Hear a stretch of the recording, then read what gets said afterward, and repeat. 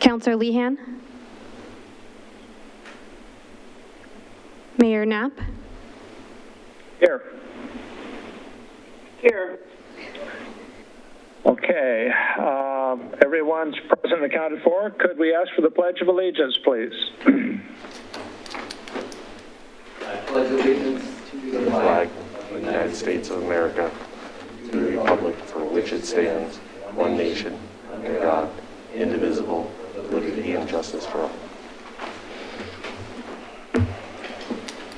Thank you. I would be open to a motion on order of agenda. Your Honor, I move to approve the order of agenda. Thank you. Is there a second? As read. As amended? Okay. As amended. Thank you. Okay. Is there a second? Second. Second by Councillor LEHAN. All in favor, please say aye. Aye. Your hand, I guess. Aye. Aye. Passes 5-1. So we start out with mayor's business then. And I do think it's important, and I have the pleasure of reading a proclamation that we have for honoring the high school senior class of 2020 week here. I also was able to do a video clip of short time ago, and it does kind of the same thing, and you might have seen that online. If not, you could take a look at it also. But this is a big milestone for our students that have been in high school here, whether they attended Wilsonville High School or Canby High School, as our people south of the river do. So I would like to read the proclamation at this point in time. Whereas the circumstances of the COVID-19 pandemic resulted in an abrupt closure of school buildings, enforced social distancing, and the launch of distance learning, and whereas the class of 2020 this spring has experienced the cancellation of important in-person celebrations, traditions, and activities such as award ceremonies, robotics competitions, musical performances, theater productions, athletic events and activities, artistic showcases, the prom, May Day, Spring Fest. And whereas the members of the class of 2020 are experiencing their high school graduation ceremony through social distancing guidelines. And whereas the class of 2020 has been patient, understanding, creative, inspiring, and resilient through each of these changes and layers of loss. And whereas the Wilsonville City Council congratulates and honors the schoolwork and completion of credits by the high school senior class of 2020, now therefore I, Tim Knapp, as mayor of the city of Wilsonville, encourage all citizens to join with our neighbors, with the Westland-Wilsonville School District Board of Directors, with the Canby School District Board of Directors, and the communities of Westland, Wilsonville, and Canby by declaring the week of June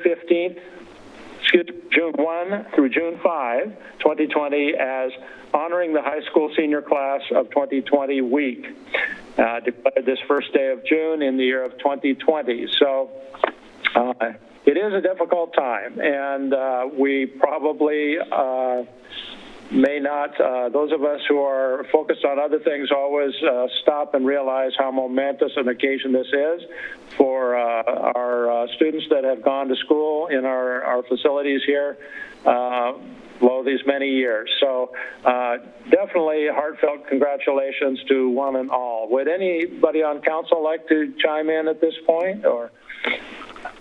Councillor LEHAN. Your Honor, I just wanted to ask, I'm presuming perhaps Art Tech is included as a part of the Westland-Wilsonville School District, but absolutely. It's nice to clarify that we recognize those graduates as well. Absolutely true, and I think we even included a slide in the video thing that I did that included Art Tech also, so we do not want to forget them. They are clearly a part of our community and of our schools. Councillor West.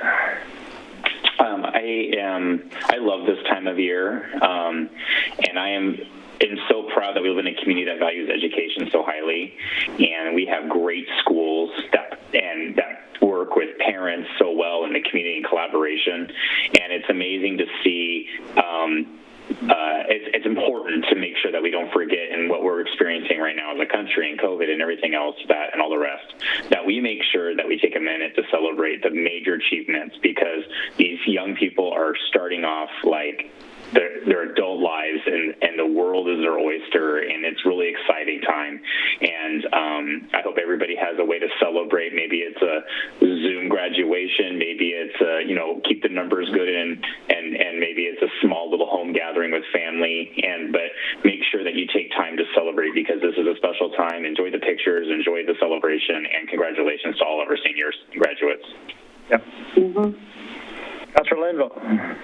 Well, I'd like to add my congratulations to the high school seniors of 2020. What a momentous and disturbing year to graduate. All of the wonderful activities that you look for as a senior in high school, and prom, and your commencement and senior parties, and all of those things are so very different this year. So I also am just really glad that we're able to do this proclamation, and that we can celebrate among the council at least the achievement of those seniors. I have a granddaughter who graduated from college this year and missed her college graduation. It was done virtually, and somehow it's just lacking. It's just not quite the same.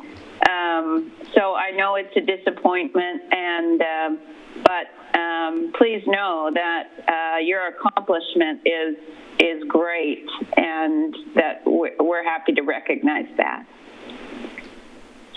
Thank you. Councilor Ackerval. Yeah, I just want to join in and saying congratulations. As you, the rest of council has expressed, this graduating class they'll be carrying forward a very different set of memories from their senior year. But I think that set of memories encompasses, a lot of disappointment, hardship, but also patience and empathy. And these are really valuable things that I hope they can carry forward into the next phases of their life, because it will continue to serve them and the people around them, far into the future. So thank you for everything that you've given and all of the flexibility that you've given in this year, and congratulations on finishing a great accomplishment. Well, thank you all for your comments. I think that it is almost a certainty that as we go forward, the world is going to be somewhat different in ways that we can't quite imagine. That isn't only a negative. That means that there will be new things happening, new ways of conducting business, of having social interactions, of education, of all these things. And those are likely to contain opportunities for unforeseen new ways to go forward. So I hope that our young folks can look forward to the idea of finding new ways to develop our world around us within the challenges that we're all facing. And I think it's almost certain that they will. Mr. Linville. I just like to make a quick comment, and as long as we are talking about our seniors, our high school seniors, I think it's also good to remember that we have students graduating from Oregon Tech. As college graduates, we have students who are going to Clackamas Community College, Portland Community College, Portland State, Oregon State, and the University of Oregon. So I would just like to say congratulations to our college graduates as well that are our Wilsonville residents. Absolutely. Absolutely. All right. Well, thank you one and all for that. And we'll look forward to following these stories of our many different students that grew up here or lived here or came here, and all the ways that they said about the future. So. Next item on Mayor's business is appointments and reappointments. We do some of these different committees at mid-year, and I don't have everything lined out, but essentially we have several reappointments for people that are already on different boards and commissions and are functioning in very collaborative and helpful ways to those committees, and that I would like to interested in continuing, I should say that. And so I would like to go through those. I believe that each of you have received an email with that information on it. And first up, I would like to talk about Library Board, which has been challenged in ways nobody ever forecasted at the library, and I think they're doing marvelous work with moving to online resources and finding innovative ways. Miriam Violet Pinoli is eligible for another term and has expressed an interest, and I would certainly recommend to you that reappointment of her for the Library Board, if it please the Council. Councilor Akeball. I would like to move to ratify the reappointment of Miriam Violet Pinoli to the Library Board for a term beginning July 1st, 2020 to June 30th, 2024. Thank you. Is there a second? I'll second, Your Honor. Second by Councilor West. Thank you very much. All in favor, please say aye and raise your hand. Aye. I see 5 hands raised, so that is unanimous. Welcome her back to the Library Board.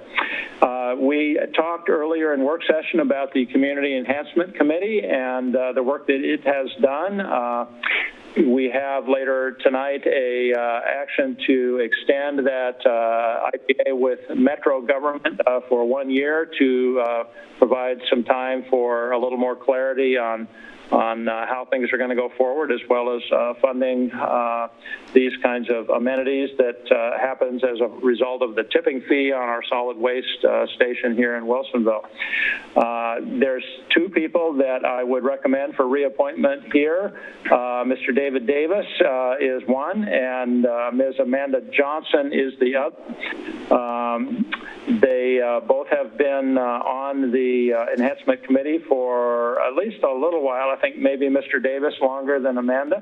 But Mr. Davis has chaired recently, and we have had good success there. I know Ms. Johnson has also been enthusiastic about being a part of this group that can evaluate the different projects that come forward to enhance the environment around us, I guess, in Wilsonville. So I would recommend, first of all, Mr. Davis to the Council, if that is something that you would like to do. Councilor Linville. Your Honor, I move to ratify the reappointment of David Davis to the Wilsonville Metro Community Enhancement Committee, Position 1, for a term beginning 7/1/2020 to 6/30/2023. Thank you. Is there a second? Second. Oh, go ahead. Second by Councilor President Akkerval. And any questions? If not, I'll ask for the vote. All in favor, please say aye and raise your hand. Aye. Aye. So that is unanimous, 5-0. Bringing us then to Ms. Amanda Johnson.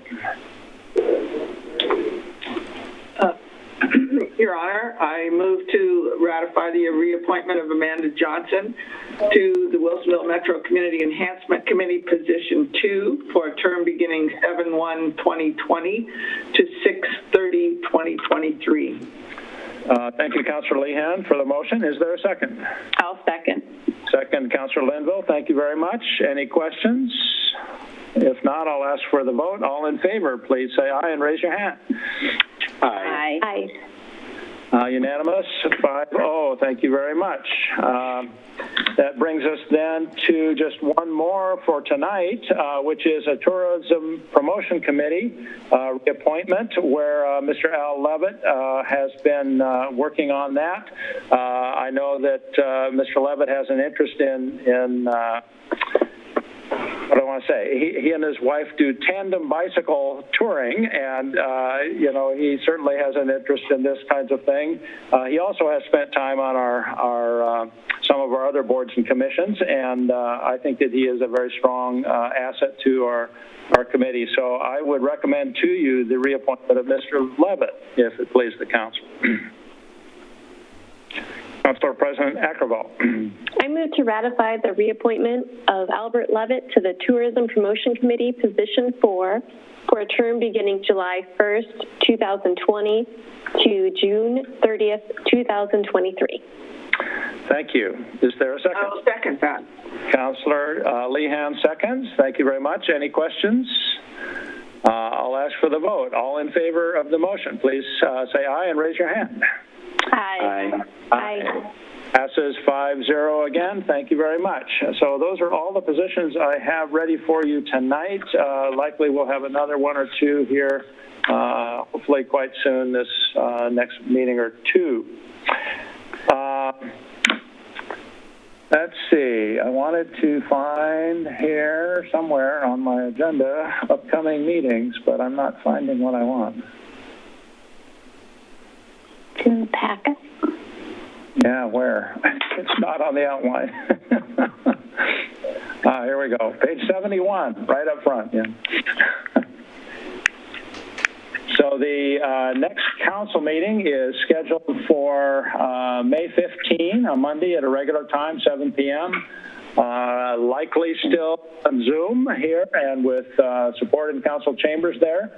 I would welcome anyone that has interest to follow that, and you certainly can testify and make your comments heard through the remote Zoom process, which folks at City Hall can use that up. And I welcome any of the council that would like to, when they do their liaison reports, to comment on any of the upcoming activities, many of which are kind of different than our normal activities, if you would like to do so. I think that we'll move forward then to our communications portion, because we have a couple of quite significant things to do in this portion of the meeting tonight also, and I would like to welcome Chief Werps to the dais to give us some information about both the past year on the police activity, and would like, I guess I'm hoping that he has some comments for us on perspective on the current situation around us and how we are looking forward for Wilsonville. So welcome, Chief. Thank you, Mayor, Council, and anyone watching on TV. Yeah, I'm slotted tonight for the presentation of the annual report, but I'm going to address the elephant in the room first. We've all seen what happened in Minneapolis. It's a very disturbing video, and I share the sentiment of everyone who's seen it. It's very disturbing. What you saw there will not happen here. There is no us and them, because we are part of the community, and I reflect back to Robert Peel's original design of modern policing, which he talked about. The police are the people, and the people are the police. I mean, we too are members of the community. We too have kids in school. We too have concerns about our kids being treated fairly when they interact with the police. So we stand together with everyone in the community and condemn the actions that are seen on camera. I mean, off the top of my head, I can easily think of 3 times in recent months where we've saved lives via CPR, Narcan, and some other extreme cases. That's great. What I'd like to do is I'd like to walk you through just very quickly a high-level view of the hiring process, the initial onboarding, and the training process, which I think will answer a lot of the questions. Of course, I'm available if it doesn't. To start with hiring. One of the big questions we ask right away talks about diversity. We ask the candidate, talk to us about diversity, tell us what it means to you, and give us some scenarios or some examples. And we're not just looking for race, we're also looking for socioeconomics, physical disabilities, mental disabilities, sexual preference, religion. I mean, we're looking for the whole gamut of understanding. If you're fortunate enough to move on from that, that's the hiring process piece, and you go into a background.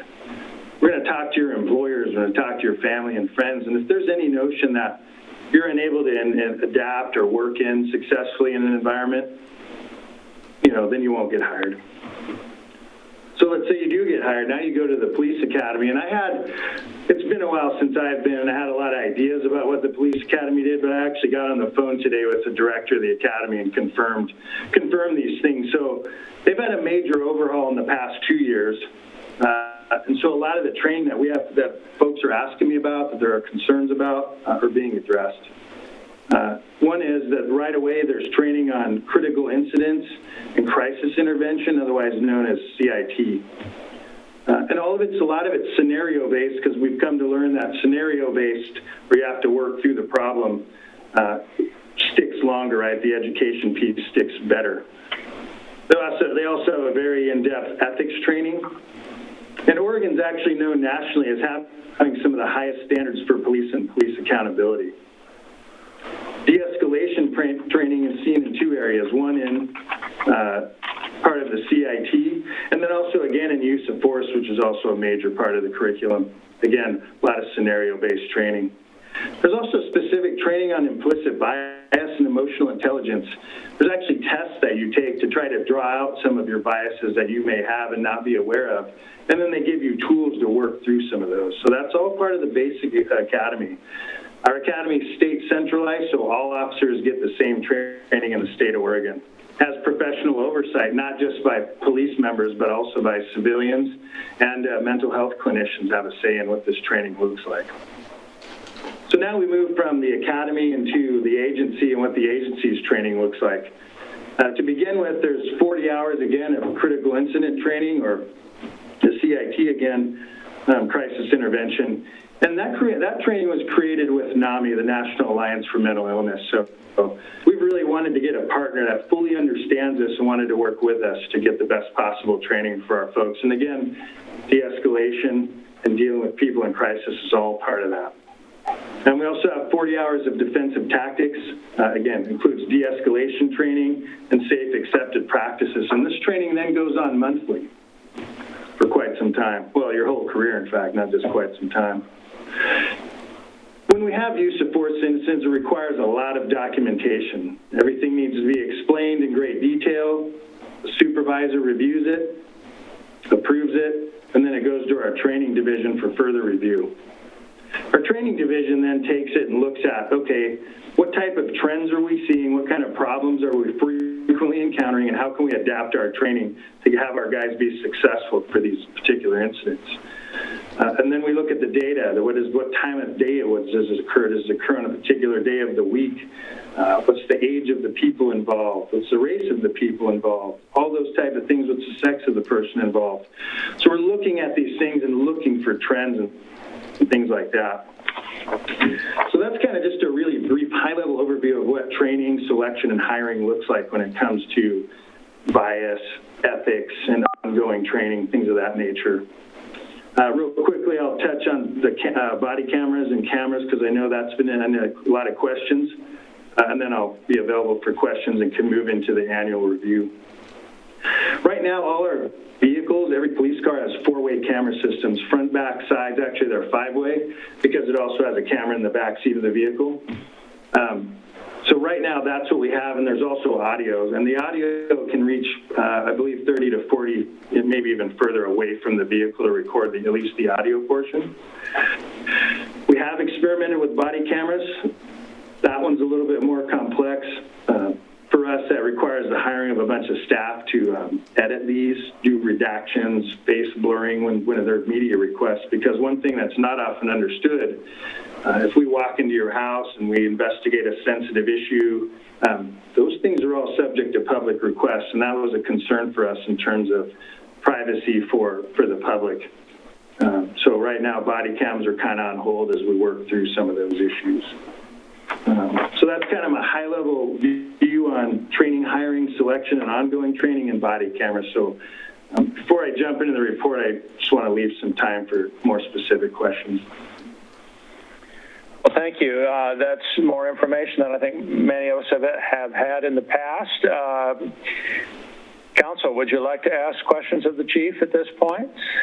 Councilor West. Thank you for coming in, presenting to us today, Chief Warps. And I want to say from personal experience that I have found your officers and the Wilsonville Police to be professional and empathetic, and they do a tough job, and I appreciate the work that you do, and I think you do a great job leading them. I do have a couple concerns that come to mind is we do contract with Clackamas County, and there seems to be some issues around that have been concerning lately. And is Clackamas County, since I think there's a connection there, maybe I'm not getting maybe you're totally insulary, are there additional measures being taken place to protect people of color and minorities and vulnerable populations from the abuse that we have recently seen? What is the process to get the video body cams? I think it's essential to protect not only the officers, but it's essential to protect the citizens, regardless of the cost or the additional staff needed.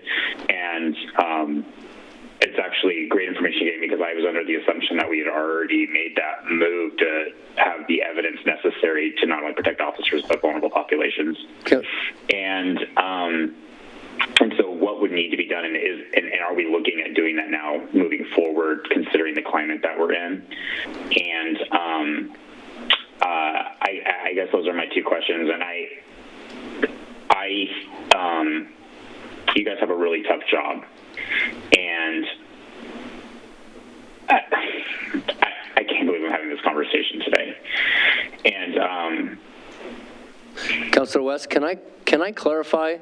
You said something about Clackamas County having some challenges with when it comes to racial issues. Are you referring to the issues? We had the recent issue in West Linn, in the city of West Linn. I know that's separate, but it's still like, as citizens, you're like, well, that's tied to Clackamas County, right? It's contracted. Am I right? Or am I misunderstanding that? Yeah, well, so that's why I asked the question. I just want to be very clear that Clackamas County is a separate public safety entity than the city of West Linn. So that was from the city of West Linn. It had nothing to do with Clackamas County Sheriff's Office. Thank you for clarifying that. Our investigators were some of the key investigators that came in and discovered a lot of what was going on there. And they called upon us, the Sheriff's Office, to come investigate a lot of that on some of the initial reports.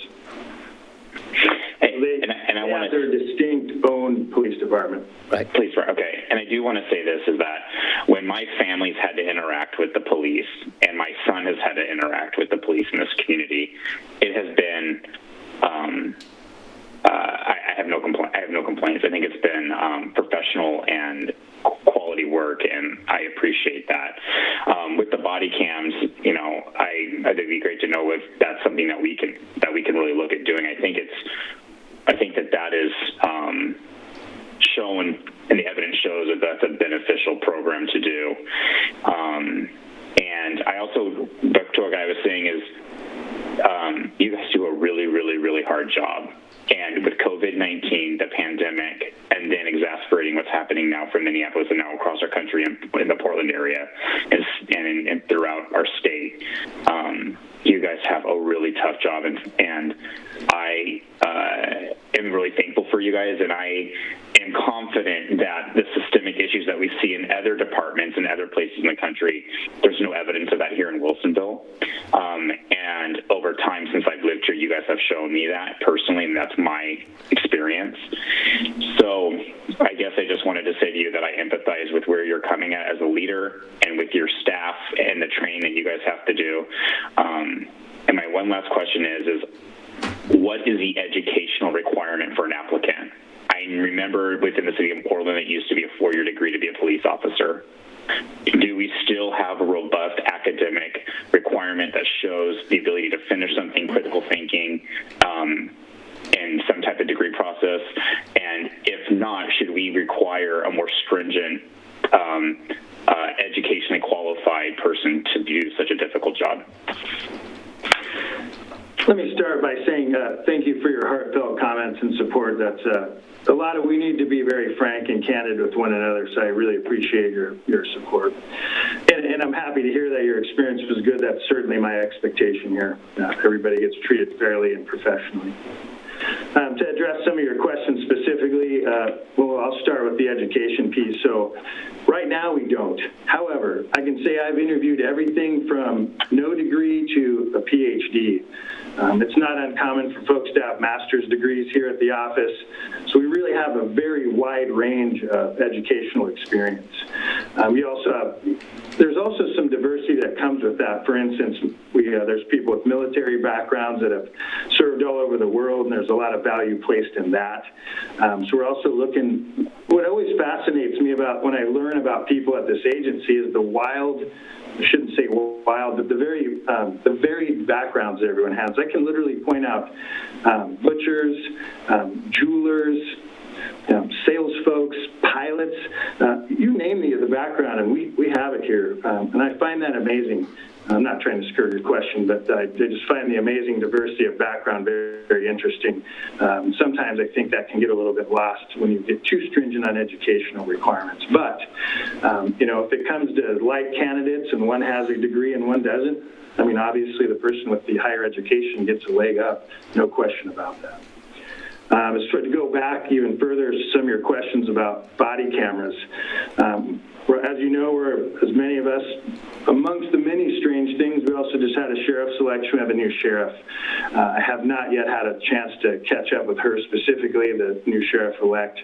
She doesn't technically take office till January 1st, but I haven't had a chance to have a conversation with her about her stance moving forward on body cams. But given our current situation, your questions and concerns, then that's something I'm going to move to the top of the list and have that conversation sooner than later.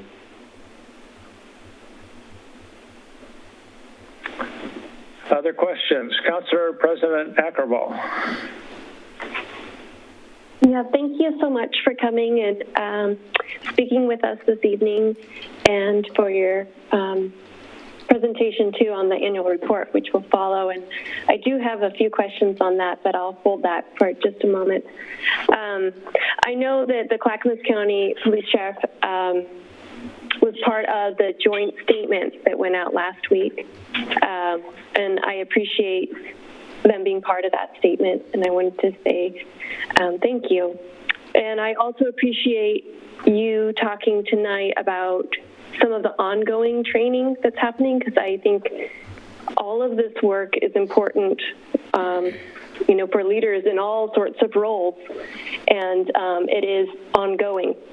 And so I appreciate learning a little about, and if you have more details to share in that area, I would be curious too. But you said maybe that there's monthly training, or some aspects of this is monthly. That sounds of interest to me, that this is something that's continually brought up, because I wonder if that also, and maybe you could share with us, helps foster some conversations with you and your staff around diversity and inclusion and equity, and what role we all have to play in bringing that forward in our communities. So I'd be curious to hear a little bit more about that. Thank you. Absolutely. So every officer has training requirements annually to maintain the continuing education portion. Part of that is ethics. For me, for instance, leadership stacked on top of that, obviously, as is for the first-line supervisors. Our department has in-house trainings, various ones at random times, regarding sexual harassment, diversity, ethics, and ethics is a big one. That's one of the state requirements. And those are ongoing annual requirements. On a monthly basis, we do defensive tactics, and again, that one is every month. And again, they modify it based on what they see. Let's just say, for instance, hey, we're seeing a lot of problems with handcuff injuries. Okay, let's modify modify our training this month to address that and put the best practice in place so that we can avoid that problem, and then they continue scanning the data and what they're seeing to continually adjust what that training looks like. There's another hour of training, which is also use of force, and that's the firearms training. That's also talks a lot about decision-making and scene assessment and de-escalation and the hands-on portions of that, and that also is an hour every month. We also have training you can sign up for. Often the state will offer free training, or some company will come through and offer a training, and there's a wide variety of that, and it has to do with emotional intelligence, diversity, and for instance, the school resource officer and I went to the diversity conference that the high school had. So we'll also seize those opportunities to connect with the public and hear the stories of those who are affected by bias and prejudice and things of that nature, and really hear their stories and understand what it's like for them and how we can play a positive role in mitigating that and not falling into that trap.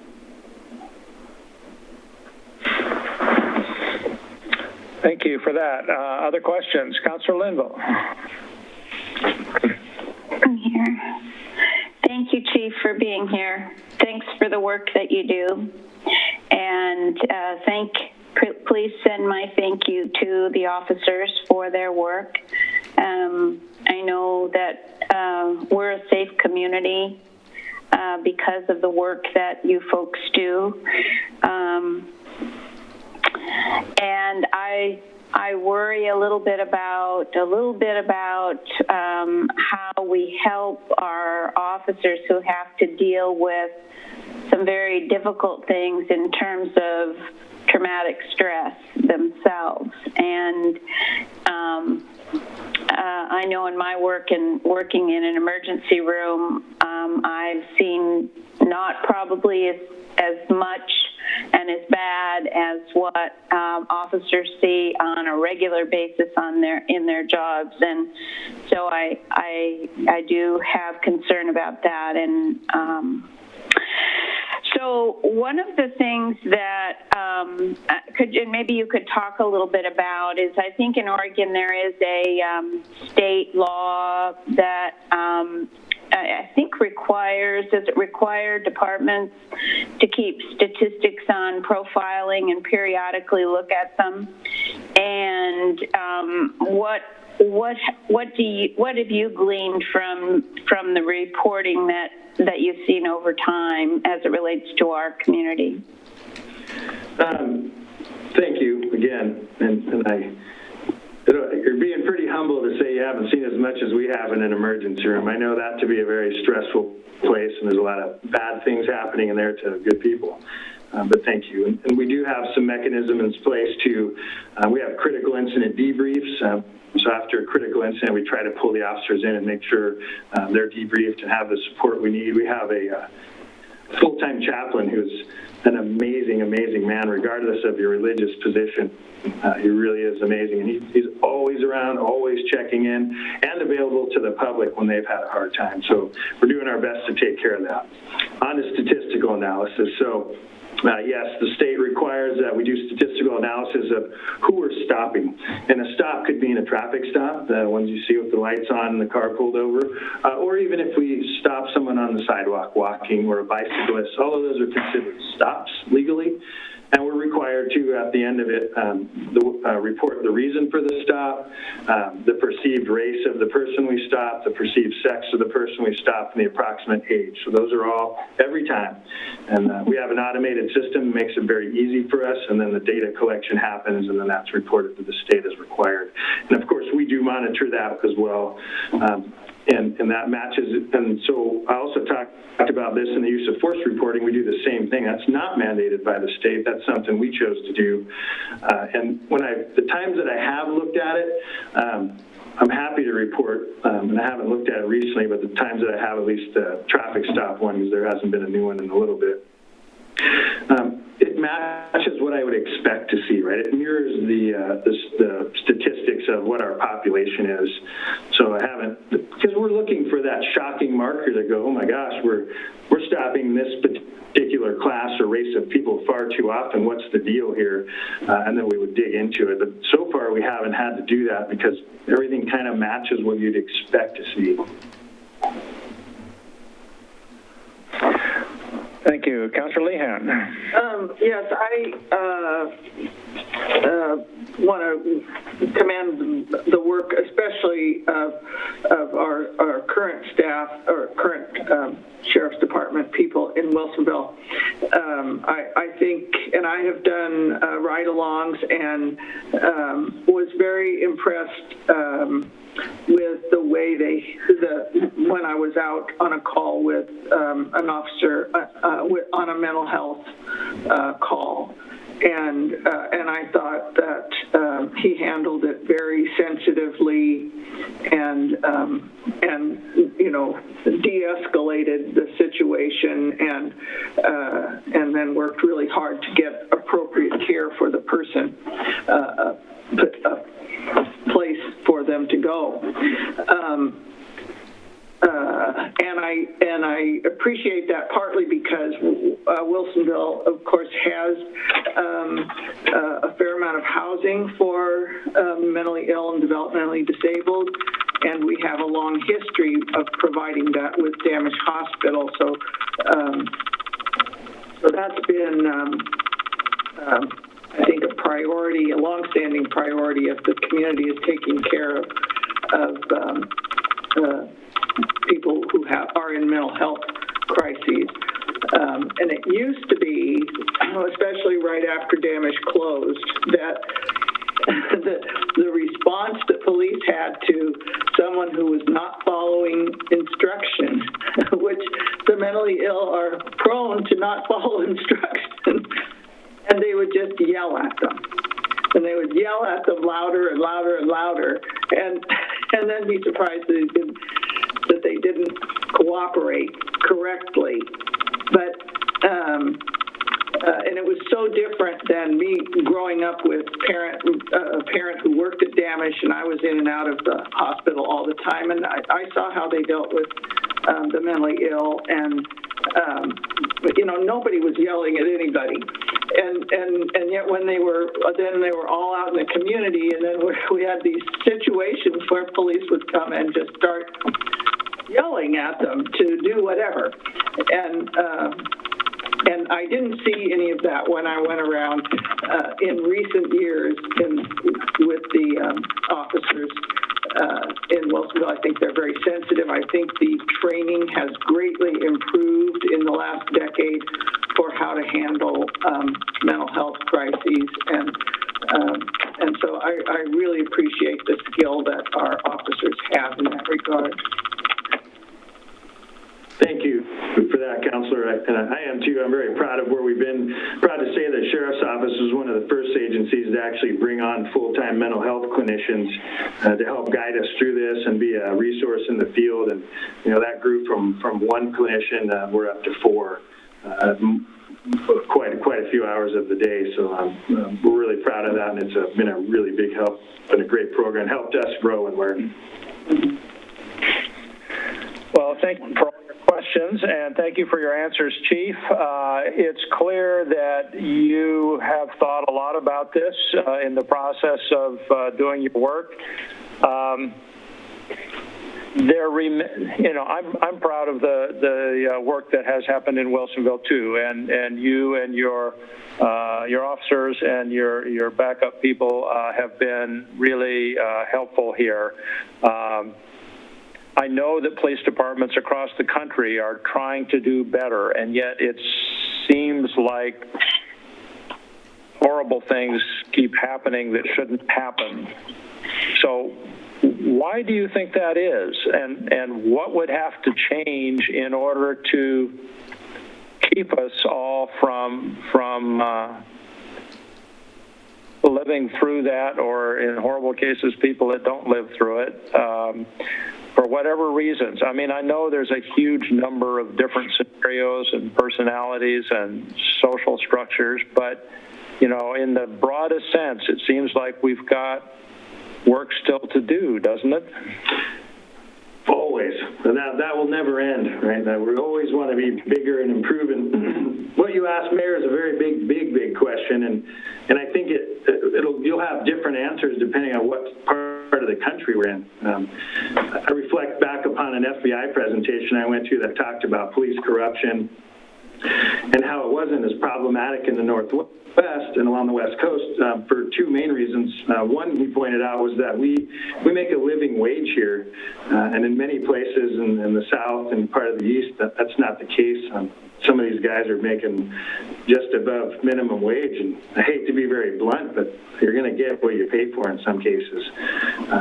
And then further, he talked about specifically in Oregon that the police accepting any type of gratuity, like even a free coffee, that's technically a violation for us.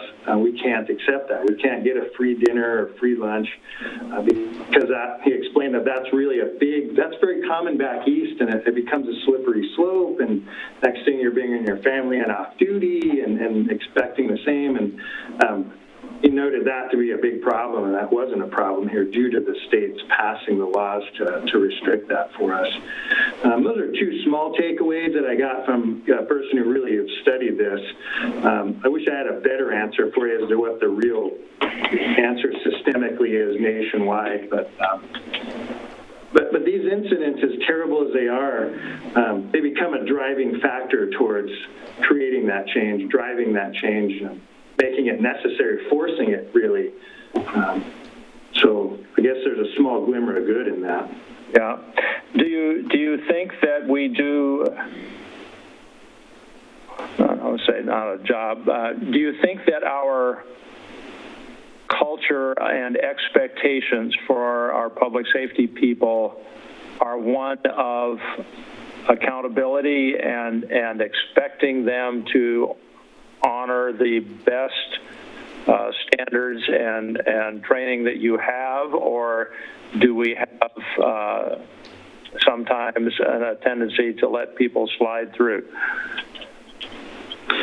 So I reflect back upon my conversation today with the director of the Public Safety Training Academy, and he says that a lot of other states look to Oregon to see their bar is very high. We decertify more police officers than most other states due to behavior issues and that. And I have no expectation here if I get pulled over of getting any sort of free ride. If I deserve a ticket, I get a ticket. I have some tickets on my record, to be quite frank. So that culture of getting a free pass or we're cutting each other breaks, we don't see that in Oregon. The West Coast is a little bit higher bar, and I'm proud to say that Oregon's on the higher bar side of this whole deal. Well, those are difficult questions, and I ask them out of any disrespect. I just, I'm trying to look at what's happening across the country and what the implications of that are, and wondering as a person that's active in the political system here, how do we structure things so that those horrible circumstances are less likely to happen? And that's a tough call to make. It's a collective project in an ongoing way. Like you say, we're always going to need to be trying to do better, I guess. But I think asking tough questions, that's part of the answer. Right? I mean, we have to be very candid with one another and ask tough questions. And if I'm uncomfortable, that's okay. That's growth to me. Well, I appreciate that. I think that the attitude that is portrayed is something that tends to trickle down to people that work with us and under us in some structures, and it's important that they see people leading their departments and whatnot committed to accountability and committed to the kind of standards that we're talking about. So thank you for your work in that. And really you have perhaps a chance with a new sheriff to see what her priorities might be or what her focus points might be, and whether there are things that that allows us to move forward on that maybe we haven't before. So personalities are a little different, and even within the same structure, we need to, of course, look for those opportunities. I agree. Your Honor, can I ask one more quick question? Certainly. Councilor West?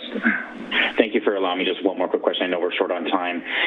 And I meant to get this in before. We saw in the Minneapolis case that a number of those cops had numerous complaints against them, and those officers were still out dealing with the minority public or dealing with citizens. I'm wondering why that was allowed, and I guess we'll figure that out in Minneapolis. But here in Oregon or in Wilsonville, could that be a situation where someone with numerous complaints could be put in that situation and be a threat to the community because they have some type of structural protections or systemic protections or union protections? I'm going to say no. And when we say complaint, right, there's different levels of complaint. There's he was rude to me, or he cursed, all the way up to he used improper use of force. And while I haven't seen what the complaints against these officers were specifically, but if there's serious complaints like multiple use of force problems, you know, that's going to lead to, we have multiple layers. So we have our internal process, right? We have an internal affairs department. They look at specifically use of force complaints. They look at all complaints. We process them all the same way. And then we have a very hierarchical way of discipline. And yes, the union challenges us to make sure we follow the process, but we have mechanisms in place to follow the process. The second layer of this, too, is that the state has a hand in this, right? Because they essentially hold the cards to your certification. So they can do their own independent review and make their own decisions about whether you keep your certification or not. So we kind of have a two-tiered system in place to prevent the concerns that you're asking me about right now. Councilor Linville. Just to follow up on that, isn't there there's a state stop complaint process, right, where citizens can file a state complaint? Or is that just for the state patrol? How does that process work? So I'm not familiar with a way to complain to the state per se. However, it happens, right? People, they don't trust our office, or they don't feel comfortable speaking with our guys. So they will complain to the state academy, right? Because it controls the certifications of all sworn officers in Oregon. That complaint will be noted and looked into by them, but it'll also be sent to us to investigate. So we don't keep secrets from one another, but so if a complaint does go to the state, it will come to us. And of course, as you mentioned, that would also be the correct format for the state police if someone had a complaint against them. But we take complaints on other agencies sometimes, and we'll make sure it's followed up appropriately by the agency that it belongs to. Well, we don't need to prolong this too long, but I think that this is an important topic, especially right this minute in our history here, and seeing things locally in our metro area that we have not seen before, and wondering how we got here, number one, and how we're going to get back to something better, number two, I guess. And there's lots of dialogue that will yet need to happen before all that can happen. Do you want to go into your annual report, maybe not too deep? I will gloss over it in the interest of time. Of course, please stop me. I can get to talking really fast, so please get my attention and slow me down if you got a question. This has been a great conversation. It kind of takes the steam away from this one, but let's get started on it. So. Let's see here. Get this started for y'all. Okay, I'm gonna get this going here. Get that.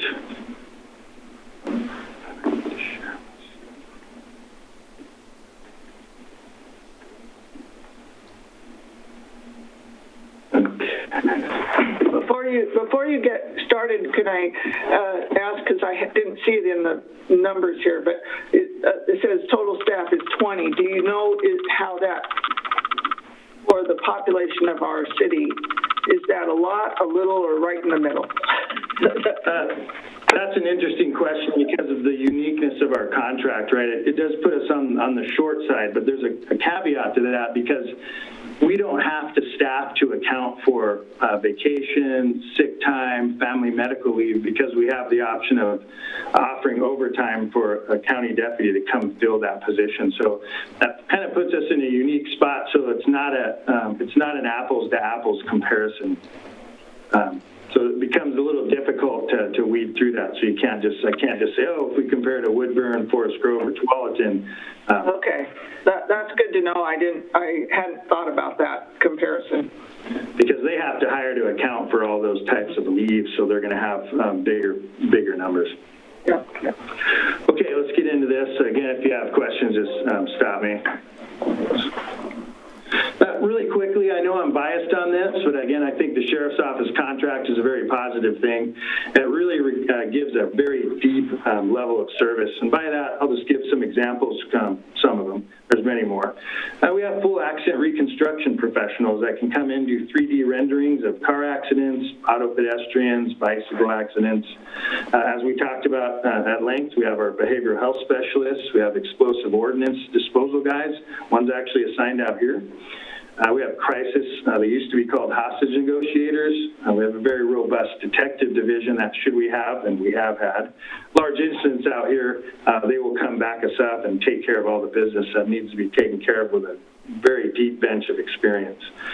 We have access to dive, marine, and air units. The marine one's important. We have the Willamette River that runs through our beautiful city. We have the Family Justice Center, which is a one-stop shopping for domestic violence victims and so forth. Forensic sketch artist, canine unit, search and rescue, and we often say search and rescue isn't applicable to Wilsonville, but they actually have very specialized training in young kids walking away from home, and on the opposite side of the spectrum, Alzheimer's patients who've walked away, so they can come in and help us with mapping, distance traveled, so forth. We have access to SWAT teams, trauma intervention programs, and as I mentioned before, one of my favorite guys, a chaplain, to help us navigate a lot of this. So this is just a short list of the real advantages that come with it. Here's a quick org chart. I won't spend a lot of time on this.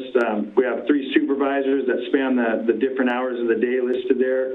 We have a day shift. We have the motor officer, which is the motorcycle, the traffic officer, which works in the afternoon to kind of spread us around the clock. Community service officer, the school resource officer, full-time detective, and another one coming on, which is great. Then we have 4 officers for our swing shift noted there from 4 p.m. to 2 a.m. And then our overnight folks, we have 4 and a sergeant. Brings us to 20, and next year's report would be at 21.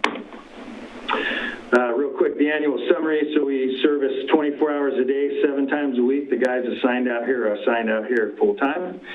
We serviced 8,200 calls, over 8,200 calls, which is a slight decrease from the year before, surprisingly. And I have to be careful with these numbers because without scientific research, I can't really tell you why things have come up or down specifically. Sometimes I know some anecdotal information, but I'm always very cautious as to correlation and so forth. So we had on average, that gives us about 689 calls a month or 28 calls a day. Of those calls, we wrote 2,400 reports, just over that. And the chart on the bottom right shows you kind of monthly the breakdown of our call volume. Spring, is this interesting to see that? And sometimes we can shift our resources depending on what we're seeing. I love to talk about my people because we can get lost in these numbers, but it's easy to forget that there's people behind these. Pictured here are 3 supervisors, Sergeant Ajir, formerly an undercover narcotics investigator, Sergeant Pearson, Sergeant Swanson. Both come to us with as former detectives with a lot of investigative experience. They know what to do when things go south. Here's our types of calls. This is the top end of the list, essentially. And alarms and petty theft, those are typically on top. It's also very common for other agencies, right? This is the same type of pattern generally you would see with similar cities. Significant increases we saw in petty theft, and that's something we're working through right now, as you're all aware. Parking complaints, welfare checks, suspicious persons, which is actually good because we continually say, if you see something out of place, say something, let us know. So people are calling us saying, hey, that person doesn't look like they fit here, so can you come check it out? And sometimes they don't fit there, and sometimes they do, no problem. We assist other agencies, that kind of went up, and that can be fire service, child welfare, just a plethora of government entities that we help out. Decreases we saw in suspicious circumstances, and I'm pleased to see behavioral health calls actually went down, as did fraud, and those are positives. Pictured here are school resource officer Stephanie McCluskey, the glue that keeps us all together. She's been here the longest, Julie Fanger. I jokingly refer to her as the real chief of the department. And then Detective Corey Alexander, who is a really, really experienced investigator. We're lucky to have him. He has investigated all manner of homicide and every other crime you can imagine, so we're very fortunate to have him here with us. So these are the calls that actually result in reports. So there's a difference between a call for service that we may go to, do some refereeing, do some investigation, realize there's not a crime, or educate people about this and that. But this list of calls you see here are the ones that actually we put pen to paper on, or not so much these days, but you get my point. But again, the theft is the top. When we see part 1 and part 2, those are actually kind of federal differences. The ones on the top are the most serious, and then the bottom ones are more so the misdemeanors, and this is how the federal break them down when we do our reports. Again, you can see kind of across the board decreases in 2019 from the year prior, and that's almost pretty consistent across the board. And again, theft, stolen vehicles, and burglary, those are all kind of related. So that's what we have here in terms of crimes where we actually took the reports. You can kind of see the differences from the year prior. Pictured here, Officer Zach Kiersey. He came to us from the corrections side, so it gives him a unique perspective. Officer Justin Smith, he's the bomb technician, so kind of a cool job. Then pictured here is Officer Kate Wilson. She was on maternity leave and had a beautiful baby girl, super cute, so we're happy to have that new addition to the department, so to speak.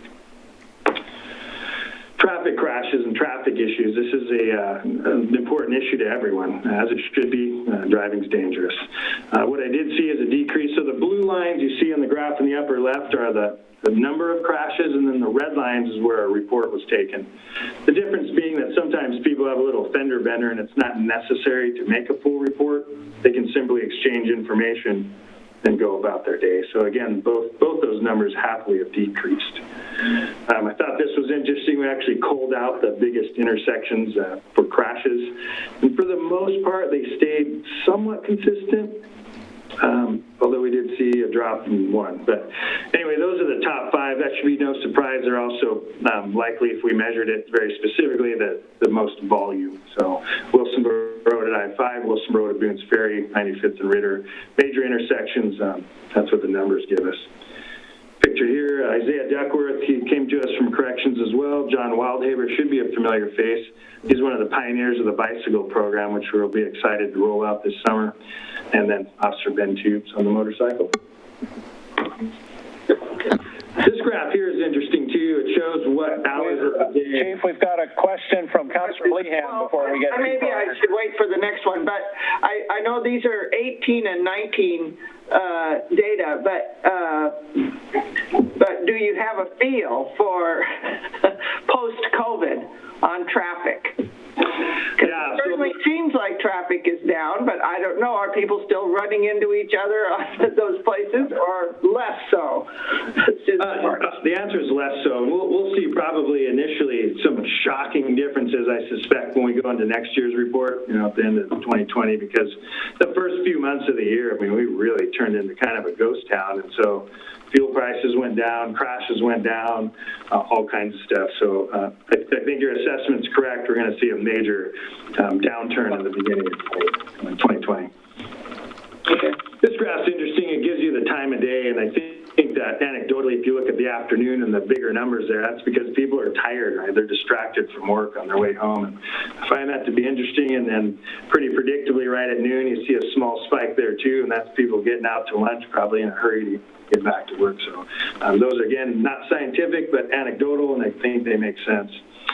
The two circles on the right, I apologize, those are very small. We try to get a lot of info on these small slides. Interestingly, of the crashes, just some of them we don't ever get calls on, right? People bump into each other, they exchange information, everything's copacetic, so they don't call the police. But the hit and runs are a big number there. They account for nearly half of what we see in it. That's an interesting one, but we do follow up on what we can on those. Below that, you'll see the injury rate. The majority of these are non-injuries, some we don't know about, and then 18%, that's the number you can't quite see, is the report of injuries we have, which it's good that it's a small number, this will say that. Pictured here, Officer Ashley Walker, she came to us from Lake Oswego Police, transferred over, and then we've got Tyler Van Wormer, our afternoon deputy, doing a truck inspection. He's doing a great job with that, and one of our night officers, Officer Andrew Dracos. Quick glance at citations here. You can see moving violations, that tops the list. That should be no surprise. That's your speeding, red light running, things of that nature. License and insurance, that's your suspensions, no registration, expired reg. And then other kind of, mostly equipment. Turn signals burned out, headlights burned out, that type of thing. And then we have 107 truck inspections. Those are significant, take a lot of time. Equipment, and then some alcohol-related things. Pictured here, Officer Hogg, the first guy you see, is actually still in the National Guard wing of the Air Force, the Air Guard, and was deployed part of last year to the UAE, so we're actually happy to have him back. Also pictured Tucker Full of Juice and Ben Wiley. And Ben, he's going to get with you someday, Brian. He's actually interested in being a city manager someday. I find that a very unique perspective. We see. Okay. The citations by shift, no surprise. The day shift and swing shift is when the traffic officers work. That's going to drive those numbers up. We see less cars on the road at night, so that's predictable that we'll have less citations there. Real quick, I'm going to highlight 4 cases. The Billablock community fire. I'll talk more about this in the near future. That case is coming to an end. Believe it or not, it's still open. These federal cases take a very long time to package up, and I think there's one last drive we're going to do on it, see what happens, and then we'll officially close it out, and I can talk more about that when that happens. We did have a major assault in the Memorial Park in May. We did get that suspect right away, so he was arrested immediately, which I was happy about. Kate Wilson had a great case where we recovered a full semi-trailer of stolen goods from a local business. She wrote some search warrants, got the trailer, and we were able to get quite a bit of product back to the vendor, which we were pleased about. Then sadly, we had the shooting death, the workplace violence of Carl Hellinger at the Specialty Foods. Stroke of luck, I guess we can call it that. Our SWAT team was in town for training and having a meal break, and right as this was happening, so really, technically, that couldn't have gone any better. SWAT was right on scene, and we were able to take him into custody without any major issues. I'm happy about that. This last slide is very busy, and it talks about our community engagement, which I hope you all know is very important to me. Coffee with a Cop, I miss that, right? I can't wait till we get back to that. We did that last year. National Night Out. Guy in the red shirt up there used to play for the Pittsburgh Steelers back in his heyday. We just thought that was super cool. We got to know him. He lives here in our community. We interact with the Boy Scouts. We have Sarah McClure comes to our community center and does a lot of training for internet safety, fraud prevention. It's also a photo of us involved with the schools, doing their homecoming parade. Some of the highlights in the middle there are just little snippets from the several emails and letters and phone calls I get about high work satisfaction we see here. And lastly, before I open for questions, I just remember we've got a Facebook, we've got Twitter, and last year we actually opened a Instagram account as well, really to kind of get that behind-the-scenes sneak peek of day-to-day policing. So that's your super fast, super high-level overview of the year. As always, I'm open for questions. That sounds real good, Chief. Thank you for that. And Council, if there's other things that you would like to comment on briefly, let's do that. If you have specific data or something you want to talk about, maybe the Chief could talk with you offline after the meeting. Anything that we need to do right now? I think we're good for the moment, Chief. I want to say thank you very much for all of your presentation here. We've spent a little more time on it than we would normally, but I do think it's critical at this point in time, and appreciate your engagement on that. Agreed. Thank you. Thanks very much. All right, let's see if we can move along a little bit. We have a COVID-19 facility reentry and control plan. I don't know what the acronym for that is, but Mr. Montalvo perhaps can give us a little bit of background on that. The fair amount of information in our packet, I think, also. Thank you, Mr. Mayor. Martin Montalvo, Operations Manager for the Public Works Department. Please let me know if you can't hear me. I'm speaking through a mask today. So earlier this evening, you should have received a copy of the full reentry plan document. It's a 91-page document that we have finalized today with the EOC. We're going to give you a brief overview of the general points of the document. So we're calling it the reentry plan. So the entire intent of the reentry plan. Sorry? Oh, sorry. You'd think I'd be a Zoom expert by now. You would think.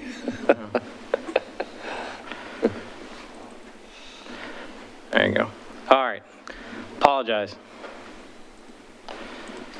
So at the onset of the incident, the city stood up its EOC. So that consisted originally of a small core group and then expanded to what it is today. The EOC set up operational objectives, which is one of the standing principles in incident command structure. It says, how are you going to deal with this event?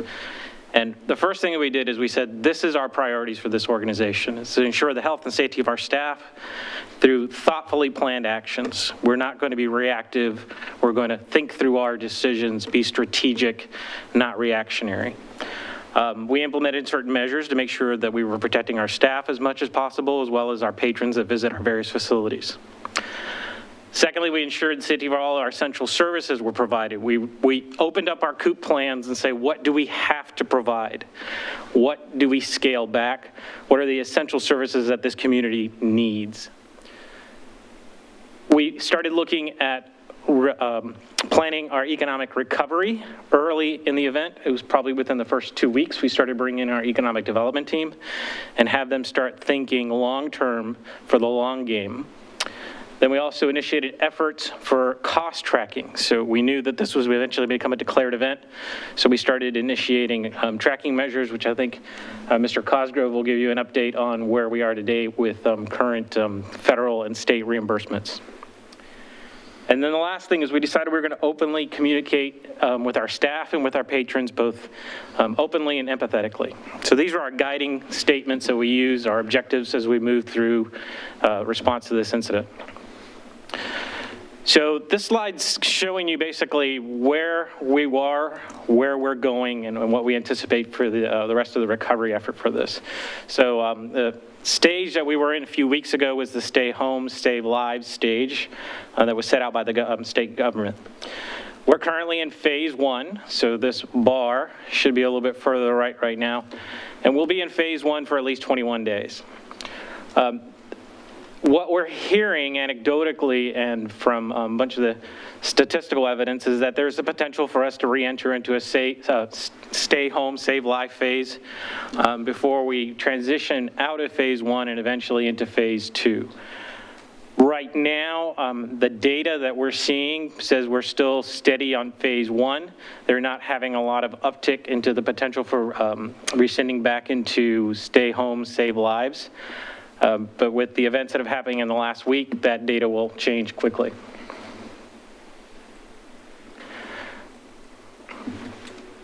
So the phase one, what we're in right now, we're looking at phase transitions. We're providing essential services.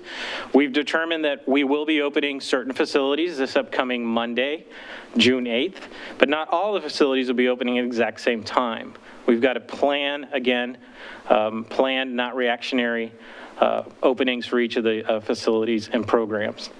Certain programs, when we allow reentry, are going to be programmatic modifications, so fitness programs, library programs, some of the parks and recreation programs will still be offered, but there will be program modifications. And then all programs and all services for the foreseeable future, we're going to have social distancing requirements. Lastly, everything that we're planning needs to be resilient. It needs to have dynamic controls that can allow us to move forward or move back if we see that the evidence is showing that we're going in the wrong direction. We have to implement monitoring so we know if we're going in the wrong direction. Then we've got to train staff to speak to us and let us know what we're doing that is making things safe for them, easier for them, or if it's working to a disadvantage of the staff.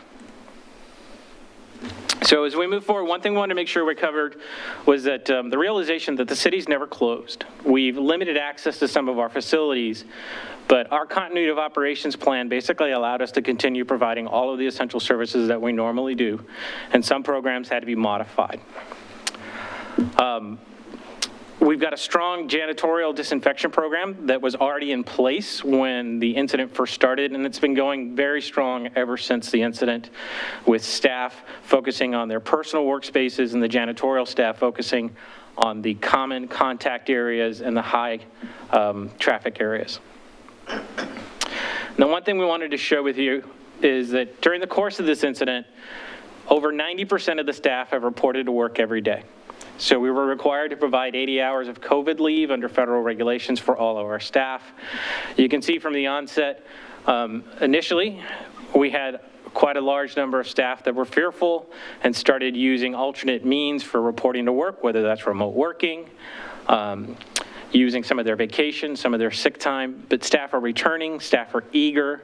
Many of the staff that have been using remote working for the last 3 months are eager to get back in the building and see their coworkers and participate in the programs and services that they offer.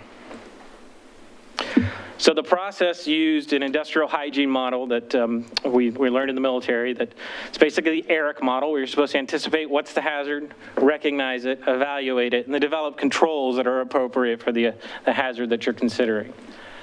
So the administrative controls basically are written policies or procedures, SOPs, and those administrative controls were pushed down to the departmental level to let departments try and figure out, well, what do you guys need as far as your day-to-day services and how you're going to change that.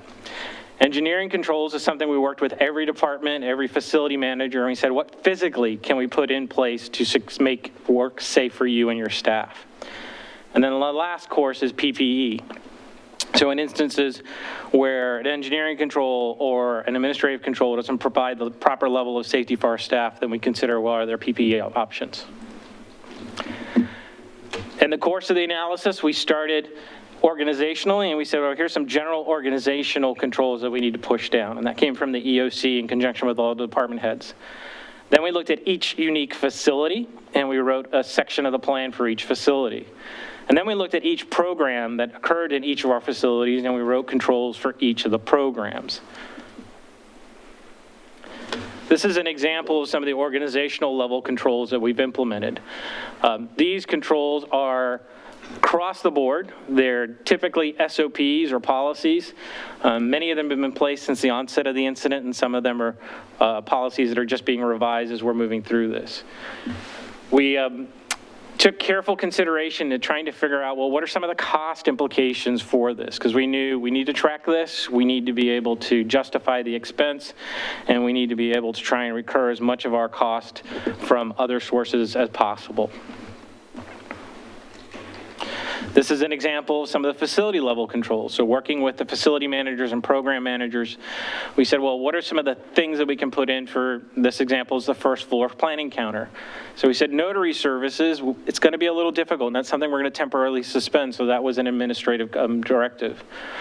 But then there are some engineering controls, like decals saying stand here. There's some pretty innovative solutions that we've put in place in the first floor in particular, that when you come back to visit City Hall, you'll notice things are slightly different, but they're much safer for our staff, and you'll notice the difference when you first come in.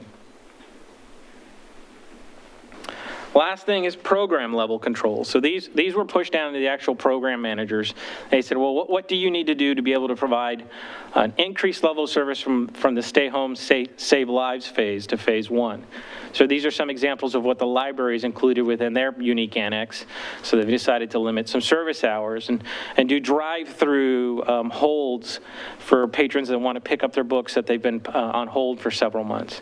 They've determined, well, to be safe for the staff and be able to control the environment as much as possible, we may have to limit capacity at certain times, limit the amount of time that any one individual can spend in a facility. These are just some examples of what each of the various programs have put into the plan.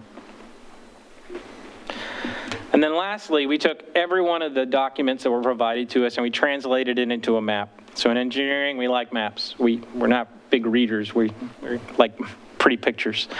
So we tried to translate this and put it out there so that staff knows exactly where everything is. And we've made it into a facility safety plan with unique notes incorporated for every one of the facilities and every one of the programs. So this is an example of what the first floor of City Hall currently looks like, and the various engineering controls that are in place, the decals about where they're supposed to be noted, some of the administrative controls that have been put in place, i.e. the credit card machine modifications so that staff don't have to touch credit card machines that individuals have used that possibly were contaminated. So the last thing is we're preparing for the new normal. So to do that, we're making deliberate, planned efforts. This is not reactionary. Everything that we're doing is strategic. We know that some of our policies, when they initially came out, needed to be updated, so they've all been updated. We've been working through this for the last 9 weeks, and we're at a comfort level where we're going to be bringing staff back in for re-entry. And then new protocols are being set in place for all of our essential services, including unique disinfection plans, and personal hygiene is being highly encouraged for all of our staff, i.e. wash your hands, use disinfectant as much as possible.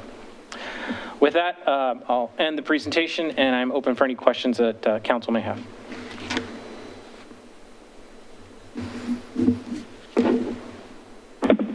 Thank you for the presentation. Council, questions? Councilor Linville. Thank you for what a great plan and great work in terms of standing up our operations center.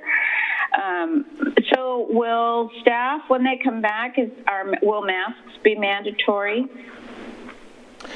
So that masks for staff, or we call them face coverings, are not mandatory. They're highly recommended. No. They have been provided to all of our staff. So we provided cloth face coverings, 5 to every staff person. They were issued to them with instructions that if you cannot maintain social distancing, then you have to wear the mask. So there's certain activities where you cannot. My staff in Public Works, if we're in a ditch and we're fixing a pipe, it's really hard to stay 6 feet apart. So all of our staff have the appropriate PPE with instructions on when and where to wear their PPE. For most of our staff within all of our facilities, we went through all of the building plans, and we know with the exception of 3 locations, you have more than 36 square feet for each individual. And if you're working within your unique area, then you can maintain that social distancing. And what's unique for those of us who've been here for 9 weeks, it's become second nature. Everybody stays a little bit apart. If somebody encroaches a little bit more, you tell them, hey, give me a little more social space. Now, there are some programs where the state's mandated that you will have to wear a mask. For our SMART program, if you're riding on the bus, based on governor's guidance, you have to wear a mask. That's the driver and the riders. We'll provide those masks. We have an inventory for those. For some of the parks and recreation programs, the community center programs, the instructors have to wear a mask. The patrons do not necessarily have to wear a mask. It is recommended. We're following the state and CDC guidance on those lines. And then there's a couple other programs that are unique that the staff within their unique programs and in their plans know that for this activity, I have to wear a mask. So, Court would be included in that. Yeah. So court, because you're speaking in a common microphone as I am right now, we're providing and requiring masks for anyone that has to speak into the microphone. So I only bring that up, Martin, because we may get asked, why are the city staff not wearing masks? Why isn't it mandatory? And so we'll get asked that for sure once the doors open up. I think and then I guess my only other question is, at what point do we get to come back and start having council meetings back in the council chambers? Stay tuned. Okay. And I would say on the mask thing, I think I can say with some confidence that if we're requiring the public to wear a mask, then staff would also be wearing a mask. That is the case for court. That's the only program I can think where we're requiring the public right now. Drivers on transit. And smart bus drivers is the same. They have to wear a mask as well as we make the riders on the buses wear a mask. Yeah, we want to exemplify the behavior we want others to emulate. So whenever anyone's required to wear a mask, our staff will be wearing a mask. We will be strongly encouraging the general public to wear masks, of course, but you've seen some of the news reports on the whole mask thing, so we're trying to avoid those confrontational situations. We'll encourage good civic behavior as much as we can. So, Other questions, Councilor West? Just a quick, am I muted? No, you're on. No, you're good. Just a quick, I would be all for coming back to the council chambers by next council meeting. That's just my take on that. And I hope that we are able to continue to progress forward out of phase one. And sometimes the last week, and it seems like we're already in phase 4 through much of the state in Portland, but what the social distancing is like, it's not really being adhered to right now at all. So, but I hope that we can responsibly move forward, and I think we're safe, and the evidence shows that if other people are, I'd be willing to come back to the council meeting, to the hall with you guys. The problem in the council chambers right now is the occupancy, and there's no way I don't think we could do 6 feet between you at this point because they're pretty close together. That's a good point. Okay, Councilor Ackerball. I guess that all goes back to trying to model what we want the community to do to be healthy and maintain those numbers that we all need. So I definitely want to keep encouraging, but I wanted to make a point to say a huge thank you to our staff through their work through this whole period and continuing to provide service for our community and coming up with creative ways, and just a lot of work too, though, of continuing to show up and serve. So that goes to all of the staff. Thank you very, very much. Thank you. All right. I think that probably, unless that cat wants to talk, Hey, I'm a cat person, Councilor Linville. Can you show me the cat's face? Oh, beautiful. All right. Well, thank you very much, Mr. Montalvo. We'll move along to our next council agenda item now. thank you. Which is our citizens input and community announcement section, which is an opportunity for visitors to address council on items not on the agenda, also a time to address things that are on the agenda but not scheduled for public hearing. Staff and council will make every effort to respond to questions raised during this portion, either before tonight's meeting ends or as soon as possible thereafter. We do ask you to keep your comments to 3 minutes, and we'll have a little timer to do that.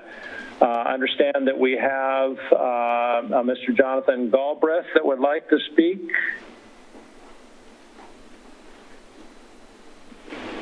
Hello, can you hear me? Yes, we can hear you, sir. All right.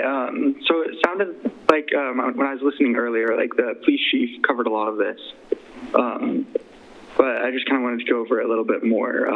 So around the country right now, we're seeing significant protests and civil unrest. And regardless of how you view these protests going on, the precipitating incident wherein George Floyd, unarmed and unresisting, died at the hands of local police has been universally condemned as wrong. And I think I can speak for pretty much everyone when I say that this is dismayed and outraged at what happened to Floyd. And I believe I can also speak for everyone when I say that I hope nothing like that ever happens here or elsewhere even ever again. And so I was glad to hear the police chief condemn the police action that resulted in the death of George Floyd. But to this end, I'm hoping to find out if any actions or new policies are being implemented or even explored in order to ensure this never does occur here. And while I don't think and hope that no one in my community would ever commit those actions, it was only a few months ago that the case in West Lynn involving Michael Tesser came to public light, and that was something else I didn't ever think would happen in my community. And so I was hoping to hear if any new policies have been implemented to make sure the shortcomings and deliberate abuse isn't repeated here. So basically, in short, in light of recent events both far away in Minneapolis and nearby in West Lynn, what has been done to ensure that those events are never repeated here? So can I start with the Mr. Floyd issue? Yes, City Manager Cosgrove, please go ahead. So that technique, I guess I will call it, is actually allowed in the state of Minnesota. It is not allowed in the state of Oregon. It has been universally condemned by police departments and police agencies across the United States. I doubt very seriously that that technique will be allowed in Minnesota much longer. In terms of the West Lynn issue, that is an issue that does not reflect the values of the Clackamas County Sheriff's Office, and it has nothing to do with that department. So I just want to be clear that we're not contaminating one entity with the actions of another. Beyond that, I believe the chief did address that issue, and if he wants to speak to it again, he certainly can chime in. I think is he on the phone? Is he available? Yeah, I'm still here. Can you hear me? Yeah, Rob, did you want to add to what I said? Yeah, one of the things I'd like to say is we've already put policies in place to avoid this type of thing. I'd like to think we were trying to be as far ahead of this as we could be, and not. We really do try to think ahead. What can we do? What can we improve? We're thinking this all the time. We've thought it for years. We don't want to be reactionary. We don't want to see something go horribly wrong, go, oh gosh, we need to fix that. So we're constantly assessing what we're doing and trying to improve to get ahead of that, really, is what I wanted to say in response to that. And again, we did also address body cameras, and that's something we'll be talking about and looking into further. And that might be another thing to get us further in the right direction, possibly. All right. Well, thank you very much. And just for clarity, Mr. Cosgrove, you said that the West Lynn thing was not part of our Sheriff's Department, which is accurate. I just am not sure everyone understands that the city of West Lynn operates and hires their own police public safety officers and are not part of any other agency. They're their own standalone agency. And we are part of the greater Clackamas County Sheriff's Department agency. So that is the distinction there, I guess. Do we have any other public comments? Thank you, Mr. Galbraith, for your comment also, if you're still listening. Staff, do we have anybody else that would like to speak under public? No, we do not, Mayor. Do not. Okay. Thank you very much. So we are roughly 1 hour behind our agenda at this point in time, and that could mean we're in for a long evening, or we could hope that we can move things along a little more efficiently from this point on. I certainly don't begrudge the time we've spent. I think these are very important topics for us to have in front of us tonight. So I appreciate everyone's engagement and discussion on those. Next item up is councilor comments. So I would encourage you to keep them succinct, and I will ask Councilor President Ackerval first. Thank you. We have had some discussion about this already, but it's a big thing, and so I want to make further comment too about the events from this last week, and of course George Floyd, who was horrifically killed. I, like many of you and like many in our community, I feel frustration and I feel anger and grief. I want a reality where respect, care, dignity for all people is held as a common value. And while right now police has been a focal point for this, I think that we have a lot of self-reflection everywhere on how we do have issues of racism and institutional racism in communities all across the U.S. And I want to move towards a more just society here in Wilsonville, across Oregon, far-reaching. And I want to be part of that work and part of that change. So I think we've all kind of been reflecting on what we can do, and I'd like to encourage that reflection. I think it's important. I think that undoubtedly there's many ideas and thoughts are going to spout, and this work is very complex, and there are long traditions of racism and institutional racism in our country overall that need to be unraveled. One thought that I had that I just wanted to bring to council, to staff, is maybe if there would be interest and it would make sense for us as a council to do some equity training ourselves at some point in the future when that makes sense. I think there could be a lot of good reasons for that if it's in our goal-setting retreat or at some other point. I wonder if doing some training together could be one step that would be intentional about doing this work together too. So I wanted to throw that out there. And also thank the members in our close communities and our larger communities for the instances of kindness that we have also seen in this past week. And the realization that there's a shared sense of grief, I think, for what we have seen happen now, but long into history as well. So I think that's probably all that I would want to say, other than also, I guess, the summer reading program has started. Totally different topic, but also a great one for our city. So summer reading program has started, and they've made some adaptations for people to participate online, kids, teens, adults. So one other thing. Thank you. Thank you for those comments, Councilor. I appreciate that very much. Councilor LEHAN.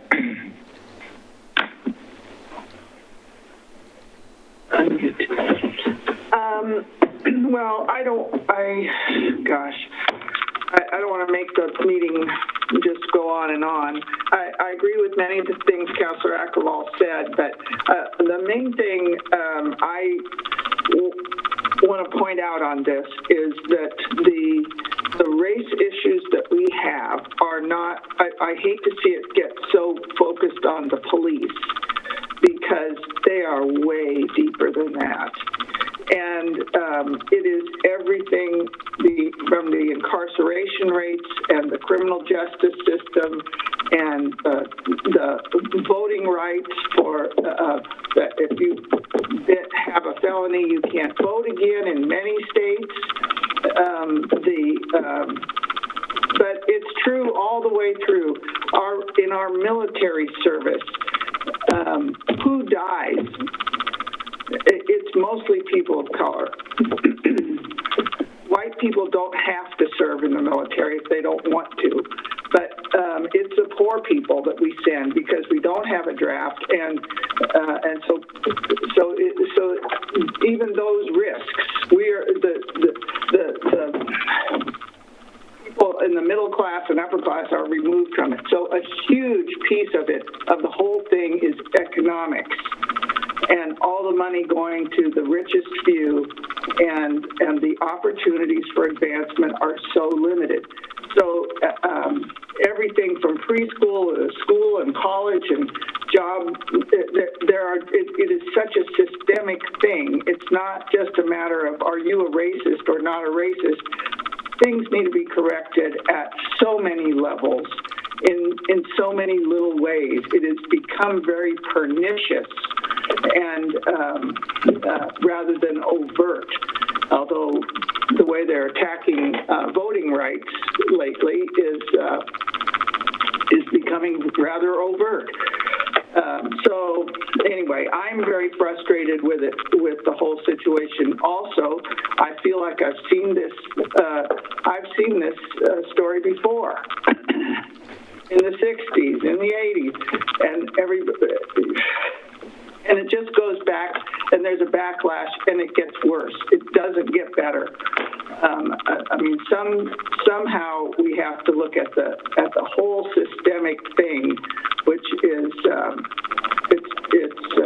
it's not a matter of fixing some rogue police departments or rogue police officers or whatever. That isn't going to do it. So anyway, that's my frustration. But we could spend another 4 hours on this topic and still not come to a solution or resolution. So. And I can't think of any other topics because the week has been so overwhelmed with that this week. So Yeah. I'll save them for another day. Thank you, Councilor LEHAN. Appreciate that. Councilor West. Thank you again. I'm going to start off with a positive and something that was really amazing that happened in our community. We just celebrated Memorial Day and honored those who gave the ultimate sacrifice for the values that we are all talking about right now that really matter and that make us and speak to our better selves. And it's what we strive to everybody on this council. We strive to live to those values and to promote them in our own community. And so we had a Memorial Day celebration that was amazing. We followed all the social distancing and the mask wearing, and we partnered with the Korean War Memorial Group. We partnered with American Legion, invited Representative Courtney Aaron came out. She gave a beautiful speech at the memorial. We were able to hear taps, and we had to fly over. And I remember being there. It gave me chills and such a sense of gratitude. And it was a rainy and kind of muggy and icky spring day morning, and we were able to, while everybody's social distancing, go ahead and put that out live for everybody to see and participate in. And a ton of people were able to kind of participate in the holiday. And it was really an exciting time to step back and to remember that sacrifice that people made for us. And that was a lot of fun to do. Even though like Memorial Day right now, because of what's going on, like emotionally just seems like a lifetime ago already. Speaking to the issues around George Floyd's brutal murder, and I cannot, and civil unrest, I cannot believe that we're having to address this here right now. And it's a super difficult conversation to have. And in my home, I'm having to have that with an adolescent boy. And I cannot stop thinking about, I can't stop seeing his face, just picturing and thinking about how this impacts his life in the future. And I do want to stop and thank Councilor Linville because this weekend, as this was going on, we had a lengthy conversation one morning, just a couple days ago, and that even feels like a long time ago. And that long conversation that we had really helped me process, even as a father and as an elected, and it really helped me process what was going on. And I found a lot of wisdom in that, Councilor Linville, and I really want to thank you for taking the time with me to process that. And I am so thrilled that all of us here on this council and the mayor and the rest of the councilors, we are in such unison on making sure that Wilsonville is an equitable, safe place, and that we honor diversity, and that's our value. And I hope as we begin to heal and look at ways so that the murders like the ones that happened to George Floyd never happen again. I hope that, one thing that's helping me is that I am looking at like the words and the modeling of great men that have and women that have spoke universal truths that transcend decades and generations. And one of those ones that I am talking to my son about and that we're talking about in our home is Martin Luther King Jr. And one of his famous quotes is, injustice anywhere is a threat to injustice everywhere. And we are a civil society, and it is imperative that we treat one another with human dignity. And I think he modeled that in the most exceptional way. When Martin Luther King was unjustly imprisoned, he began, and when there were bombs and there were riots and there were violence, what did he do? He rallied churches, people of faith, his community. They went to prayer. They went to, they took to the streets. They let their voices be heard. And I think that that's important, and that First Amendment protest is fully American and great. And I hope that we can follow those models as we move forward, and that we can begin to see our communities heal and come back together. It's devastating to see the city I grew up in and my parents grew up in and my grandparents, ablaze, a fire. Innocent victims are continuing to be innocent people are continuing to be victimized because of criminal behavior and anarchy. And I am beside myself and consumed by thoughts around this issue. And I hope, as Wilsonville, even in Wilsonville, this is no comparison to Portland, but we had tagging, and I know the city dealt with it quickly, but we had tagging in the community here in Wilsonville, and people were, even here in Wilsonville, it's touching us too. And I'm thankful for our responsive and ethical and professional police force. I'm thankful for the empathy of the council and the city staff, and I thank you everybody for. And I think as we move forward, we're going to have to continue to work on this, and it's going to take time. But that's kind of what I feel about it, and as a dad and just a neighbor, it's a difficult time for all of us. But it's going to take all of us to get through this. It's going to take all of us together. So once again, everybody on the council, thank you for the unison and how we've all kind of are on one accord here. I appreciate that. Thank you, Councilor. Appreciate the words. Councilor Linville. I know. How I forget that. Well, I thank the rest of the council for your comments. And I'm deeply concerned about the death this past week of George Floyd. And my heart and my prayers are with his family. And I think as a person and as a leader in this community, it's important for me to be able to say how I feel. It was a horrific and a senseless crime, and disturbing to anyone who viewed the footage. And unfortunately, I watched it more than once. I could not believe it, and I'm sorry that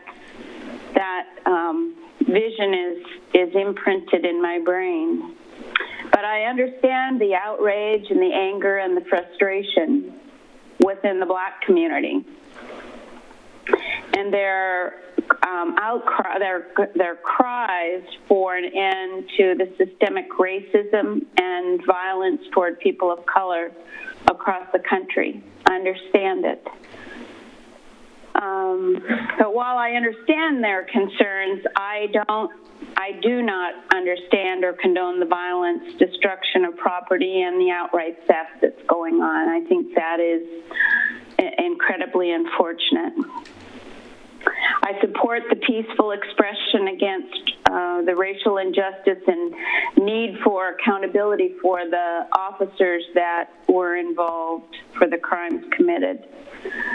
And I ask myself, as I look at that, I thought, how much more do we need to how much more do we need to see before we get it? And there was a comment by a news person who interviewed the chief of police in Minneapolis, and her comment was that this happened over $20, a $20 counterfeit bill that was passed in a convenience store. And I wondered, as I thought about that comment, if that was a young white male, would the same outcome occur? I have a very good friend who is a race relations consultant and an African-American male. Love him dearly. We've been friends for years. He was my next door neighbor when I lived in Bellingham. But he reminded me often that I don't experience the same reality that he does. He is a middle-class, working American who raised 3 very successful children. But his reality and his wife's and his family's reality was very different than mine. He did things differently. He went into Home Depot and had to explain to them that he was taking his tape measure in there when you and I walk in and out of Home Depot without even thinking twice. So I know that I don't experience the same reality in the world that people of color experience, and I accept that. And I accept that I have a degree of racism, although I've done quite a bit of work to deal with that. I think we all have it, and we're denying the truth if we say that we don't. And it's my guess that the reality for the communities of color in Wilsonville are also not the same as my existence here in Wilsonville. And I think we need to hear what their reality is. And so I've heard something about racism that really strikes with me, and I heard it again today, that racism is like dust in the wind. It's invisible until you choke on it. And I would hate to think that that could ever be an apt description for our wonderful community in Wilsonville. But I know that the reality of people of color in our community is different than my reality. And to this end, I'm going to suggest that the council consider a systemic and a concrete vehicle to hear the reality of our communities of color in the city. We're very fortunate that we don't have what's going on in Portland. We may have some minor issues going on, but we don't have that. We have a very small community, but that doesn't minimize their experience. And so I think we need to have a vehicle to hear what their reality is and then determine if there is an action strategy that we need to take as a city to address that. So those are my thoughts and my recommendations. I know other cities have established commissions or boards, and I know that there was some recommendations that were addressed with the Planning Commission that related to the equitable housing issue, and I'm not suggesting that that's the entire answer. But I think it warrants some discussion among ourselves about what that vehicle might be so that we can hear. So those are my comments. Thank you, Councilor. I appreciate that also. I think something that's clear from this kind of a discussion is that each of us has our own reality that is based on our life experiences and what we have lived and what's around us. So sometimes, you know, where we have lived factors into our experiences also.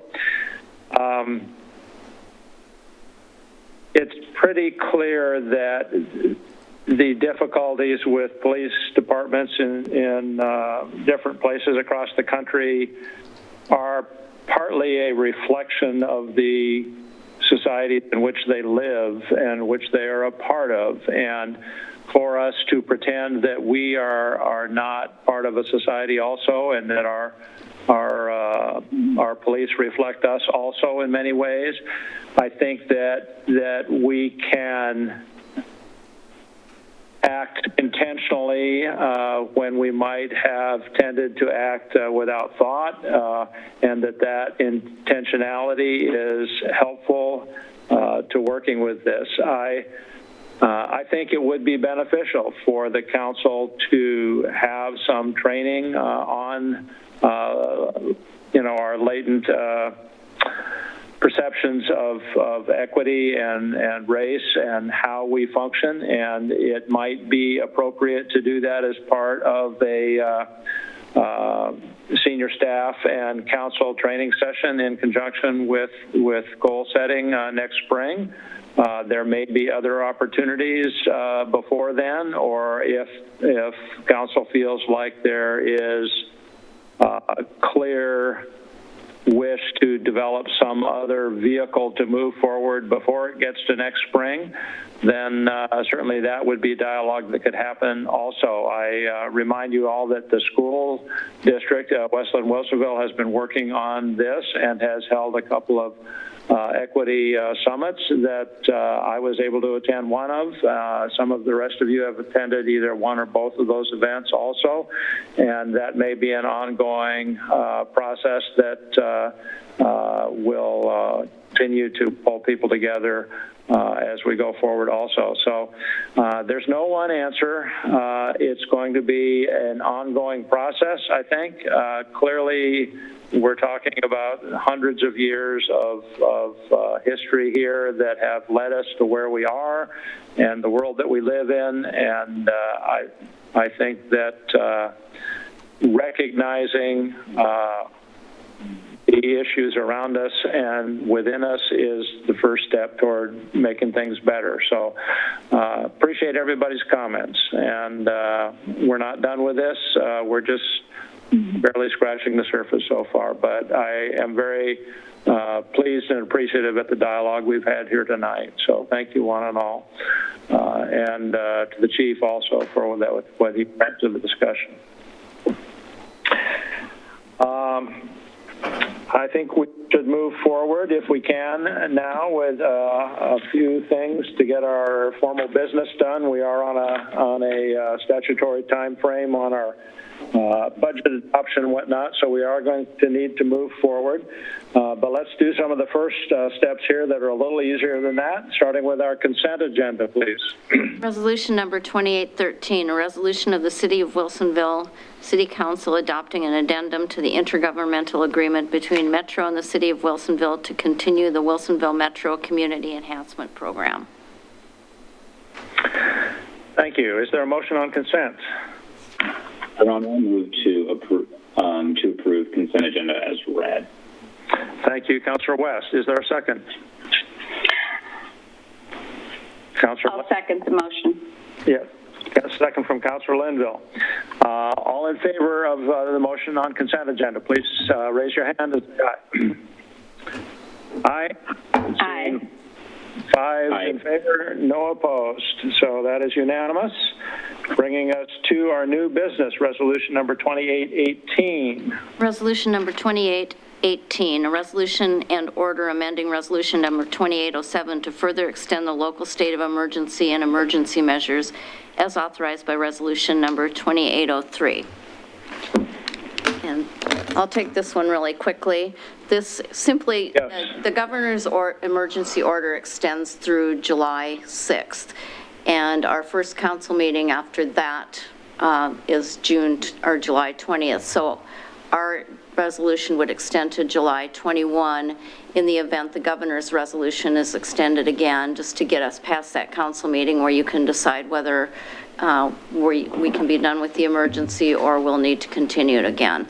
And the only difference, this effectively goes back to the original resolution. The part about not enforcing the sign code is not in this continued declaration. So this is just the basic declaration that we started with, and it's to keep in line with the state of Oregon, and that's basically all it does. Thank you. Questions for staff?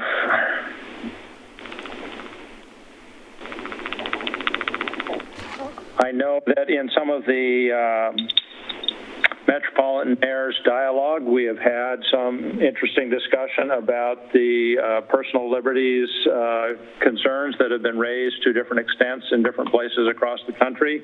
I think that the general consensus of mayors is that we all need to contribute to the betterment of our whole society here in this particular case, and that no one is interested in impinging on personal rights, but the greater good has to come into play when we've got a deadly pandemic upon us. So does anyone want to debate that issue, or are we of a mind that this is the appropriate thing for us to continue with at this point in time? Councilor West? I want to bring a little perspective, and I'm not going to downplay the severity of COVID-19, and as a healthcare professional and someone that cares for sick people, it's serious. The CDC, though, came out with new numbers and we've had in Oregon, relatively, we flattened that curve, and we did a good job flattening that curve. But now we're also flattening our economy and people's lives, and there's unrest. And part of the reason why I think this civil unrest is the way it is now is that it helped add to the keg fire was COVID-19 lockdowns, and people are unrest with unemployment and other things. I think,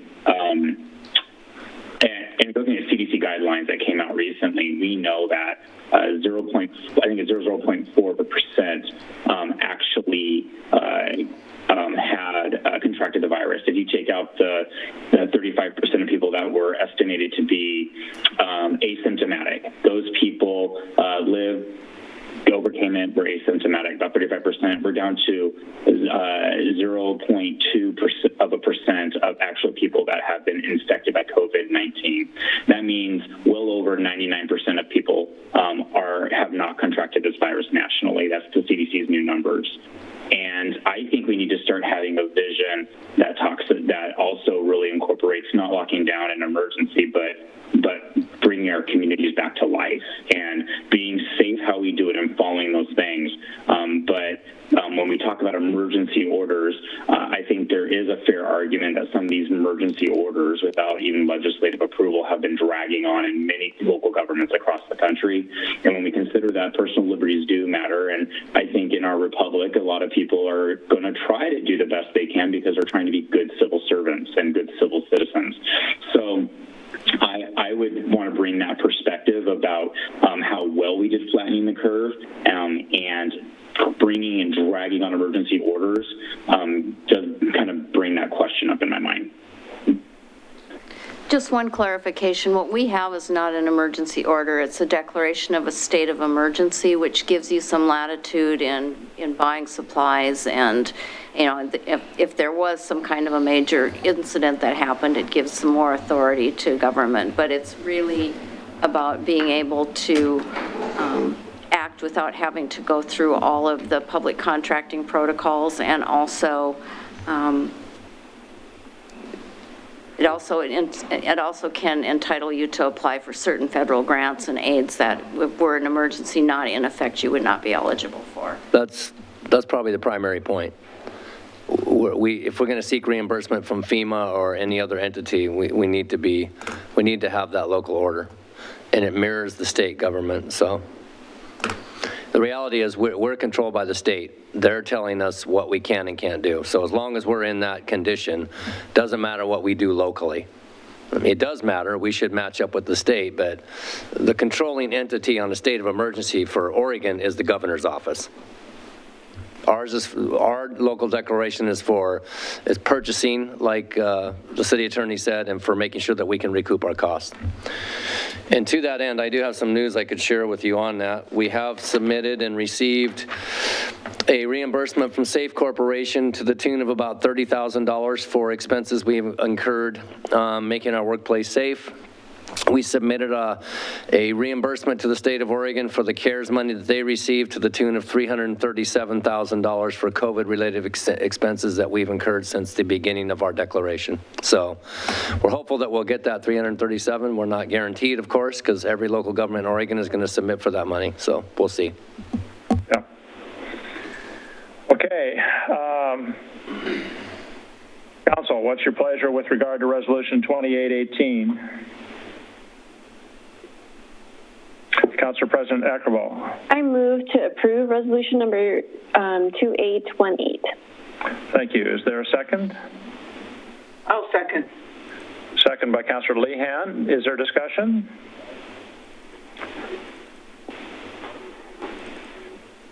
If there's no need for further discussion, I will call for the vote. All in favor of the motion to approve Resolution 2818, please signify by raising your hand and saying aye.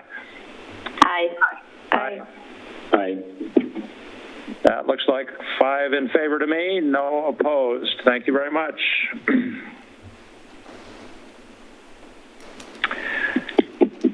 Okay, we're going to jump into, first of all, there's no continuing business, so next up is our public hearings on the budget. Can I suggest we take 5 minutes before we jump into that so we can at least get a little stretch and come back here in about 5, which would be what, about 9:20. Okay, thank you very much.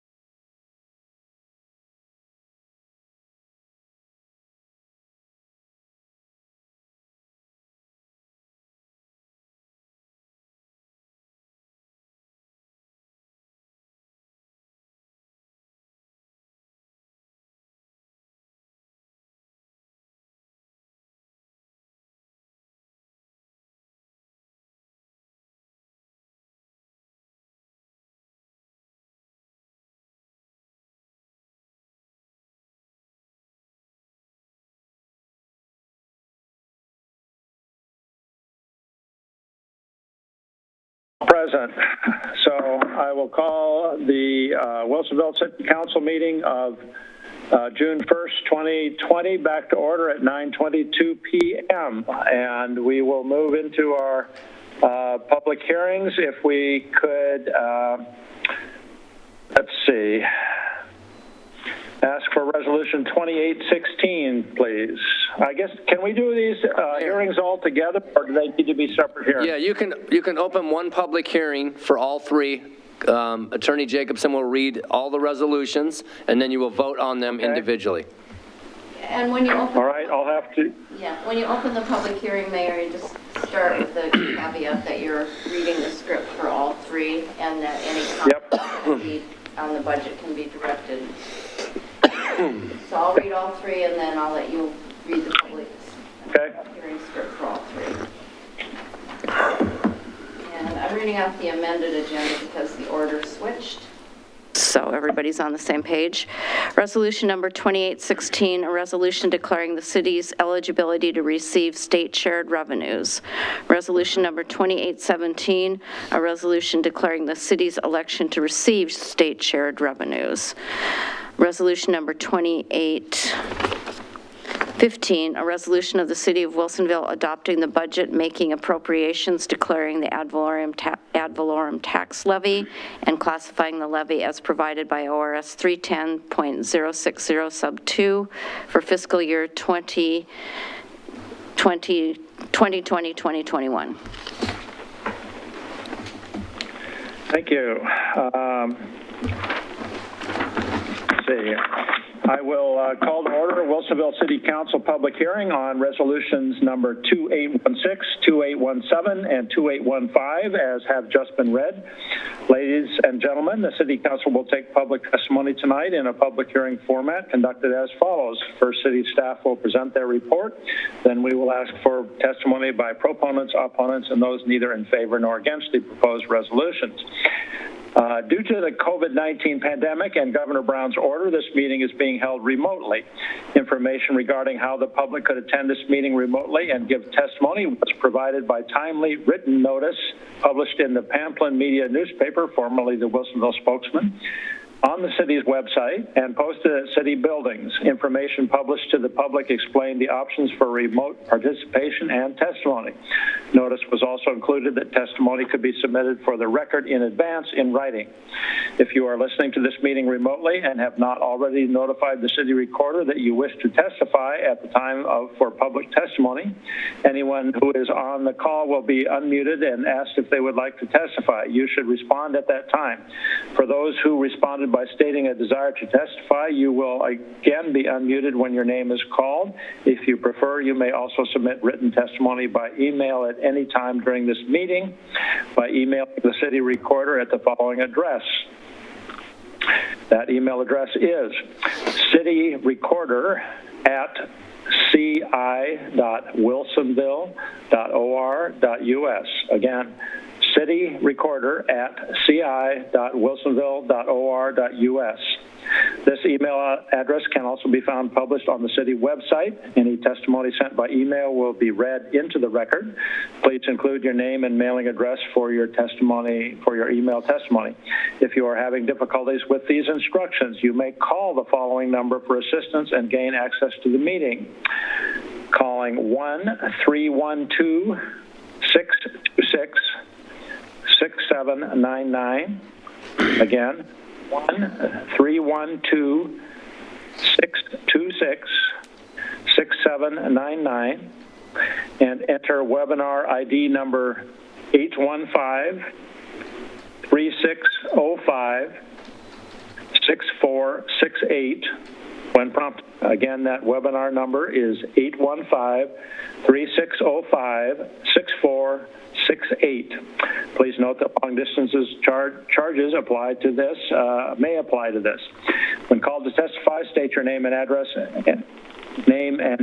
For the record. I request those providing testimony not repeat testimony already given. Simply indicating your agreement with certain prior testimony is entirely sufficient. Okay. So, if we may have the staff report, please. Good evening, Mayor and Councilor. This is Kathy Rodacher, City Finance Director, and I also have with me this evening Keith Kako, the Assistant Finance Director. So first, we'll take a look at the state shared revenues. As was explained, we have to have two separate hearings for this, one to recognize our eligibility, and we are able to receive these revenues as we provide more than 4 of the services that are noted down at the bottom of the screen. We actually provide all of them except for the fire protection. And for us to use the shared revenues, our number one source that we receive is our gas tax. We have it at $1.8 million. This is the major funding source for our road operating fund. We have another $750,000 that we recognize in our general fund. This includes the liquor tax, state shared revenue, and our cigarette tax. And these are used to fund various programs throughout the general fund. And looking at the actual budget adoption, we are presenting the approved budget by the Budget Committee of $214,299,497. We met twice, once on May 20th and the next evening on May 21st. We had about 6 hours of deliberations, conversations, and presentations, and we are looking for adoption from the City Council. And that's our presentation.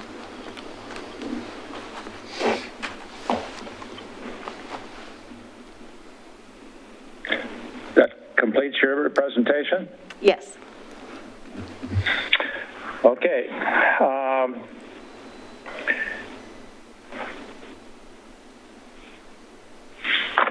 So the sequence on these 3 resolutions is, first of all, 2816 declares city eligibility to receive state share revenues. Secondly, 2817 declares the city's election to actually receive those revenues for which we are eligible. And then when we get to resolution 2815, that is the formal motion to adopt the overall budget. So we need to take those in that sequence in order to make logical sense, I guess. So, Council, what is your preference? Excuse me. I guess we should ask for public testimony, and I am unaware. Is there any public testimony for resolution 2816, 2817, or 2815? If there is testimony, it will be entered into the record for each of the 3 resolutions. Is there any public testimony? Your Honor, I did receive an email right now from Wilsonville resident Andrew Carr, and he says, I am in favor of resolutions 2816, 2817, and 2815. Thank you. Carr is the chair of our City Budget Committee. Any other? No. Hearing none. Okay, if that is the case, I'm going to close the public hearing and ask Council, what is your too late. Resolution. With regard to resolution 2816, the resolution declaring the city's eligibility to receive state shared revenue. Councilor Akeball. I move to approve resolution number 2816. Thank you, Councilor Akeball. Is there a second? Second. Second by Councilor LEHAN. Any further discussion needed? Does everybody understand what we're doing here? Declaring that we meet the standards for to be eligible as a community to receive these revenues. If there is no further discussion wanted, I will call for the vote on the motion to approve resolution 2816. All in favor, please raise your hand and say aye. Aye. Aye. Aye. I see 5 ayes and no opposition, so that passes unanimously. Bringing us to Resolution 2817, a resolution that declares the city's election to actually receive those state-shared revenues that we are eligible for. Is there a motion? Your Honor, I move to approve resolution number 2817. Thank you, Councilor Lehan. Is there a second? Second. Second by Councilor Linville. Thank you very much. Any discussion needed? No questions, no discussion. I'm not seeing any. If no one wishes to discuss, I will ask for the vote on the motion to approve Resolution 2817. All in favor, please raise your hand. Say aye. Aye. Aye. Again, I have 5 aye votes, unanimous, in favor of resolution, of approving Resolution 2817. That brings us to the main motion, which is the overall budget for the coming fiscal year for the city of Wilsonville on Resolution 2815. Is there a motion on 2815? Your Honor, I move to. Councilor Akval, I think it started first, if we could. Well, I had a technical question that I wanted okay. for staff before we make the motion in case, I don't know. On the resolution on the 2815, let's see, it's page 116 of our packet. Kind of that third paragraph, it says, Budget Committee approved the proposed budget on June 1st, 2020. And I wanted to clarify and make sure that was correct, because the Budget Committee met on the May 20th, 21, and City Council is meeting now, of course, on June 1st. City Council, of course, is part of the Budget Committee, and we were there. No, it's a mistake. It's a mistake. Okay, so. We'll fix it. Okay, perfect. So that we just say as amended or something? Yes, would you please say as amended to correct the date? Okay, great, thank you. That's all. Also, we do need to make sure Ready that for a motion, then? levy the taxes We have to make sure that we levy the taxes as well. as part of the resolution. Should be in the motion. One more time? So the wording, Mr. Cosgrove, the wording that's in the printed on our agenda is what you're referring to? It should be in the motion, right? Yeah. Yes. Okay. So the motion as printed in our revised agenda should be accurate? Yeah, I wish I could tell you, but I don't have my packet. Hang on. Yes, it is. The ad valorem tax levy. Is that what you're talking about? It doesn't have to be the specific amount. I thought it had to be the amount. Do you want it? I thought so too. How do you want it said, Kathy? let me find where I have it written out. We had it for the other. For the budget committee, I know you had it. We had the actual amount at the budget committee, yes. We need it for council too. So hang on a second. I can't, can you get into? All right, we may need some wording then. Finance director. Oh, wait. Yeah, maybe I can find it somewhere else. If you find it, just read it, and then they can just say what she said. Okay. I say what she said.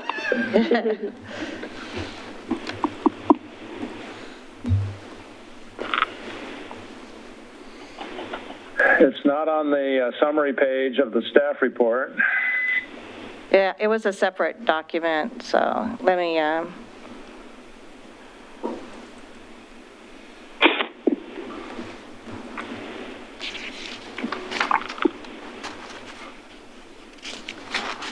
feel like Council Lehan's in the Library of Alexandria. He found it. Yeah, it should have the tax rate and the total amount of the budget in the motion. Didn't Councilor Lehan tell us that was the Johns Hopkins University Library at Baltimore? Is that what? Yeah. Yes, I think so. Johns Hopkins. I think Harry Potter in the background. Oh, no, it's not. This is Harvard, I'm pretty sure. Oh, this is Harvard, excuse I me. can throw up Johns Hopkins. It has 6 stories. Yeah. Okay, are you ready? Okay, here we go. Oh, wow. So I move. That's John Hopkins. Yeah. All right, so let's pay attention here. Councilor Akkerval, if you're going to make a motion, then we need to listen to this. Okay, I move for approval for the fiscal year 2021 proposed budget in the total amount of $214,299,497,000 and levying the full amount of the city general. That's not right. No, we reduced it by $2 million. $497. Didn't we reduce it by $2 million to Yeah, that's the 212? reduced amount. It's 497 at the end. Oh, 400, okay, 214,299,497. There you go. And levying the full amount of the city general tax rate of $2.5206. That's the motion that Councilor Akkerval just made. Councilor Akkerval, is that your motion? That is my motion, and the resolution 2815 as amended Yes. Thank or you. modified. Yeah. Is there a second? I'll second. Oh, Ben can second. Second by Councilor West. Discussion? Councilor Akkerval. I wanted to make a comment again, thanking staff for putting together such a great budget document and also for facilitating all of our long discussion about this. Being very responsive to the questions from council and the budget committee members. And then also a big thank you to our other budget committee members that are not here the citizens that are not here, in our council meeting tonight, but they did a tremendous amount of work, and I really appreciate their expertise and their care and thought that they put into the review. This is very important work, and I'm grateful to see such dedication from those citizen members in participating in this way. So just wanted to mention that. Thank you. Other discussion? Councilor West? When I went and watched every minute of that up from the 2021st, I felt like that the city staff and the members of the committee, the budget committee, and everyone did a really great job striking the tone of the direction we need to go and considering our new economic developments that we face. And I felt like a lot of good thought went into where to tighten the bell loops and how to be thoughtful going forward, and then still keep our city moving in the right direction with the resources necessary. So kudos to everybody.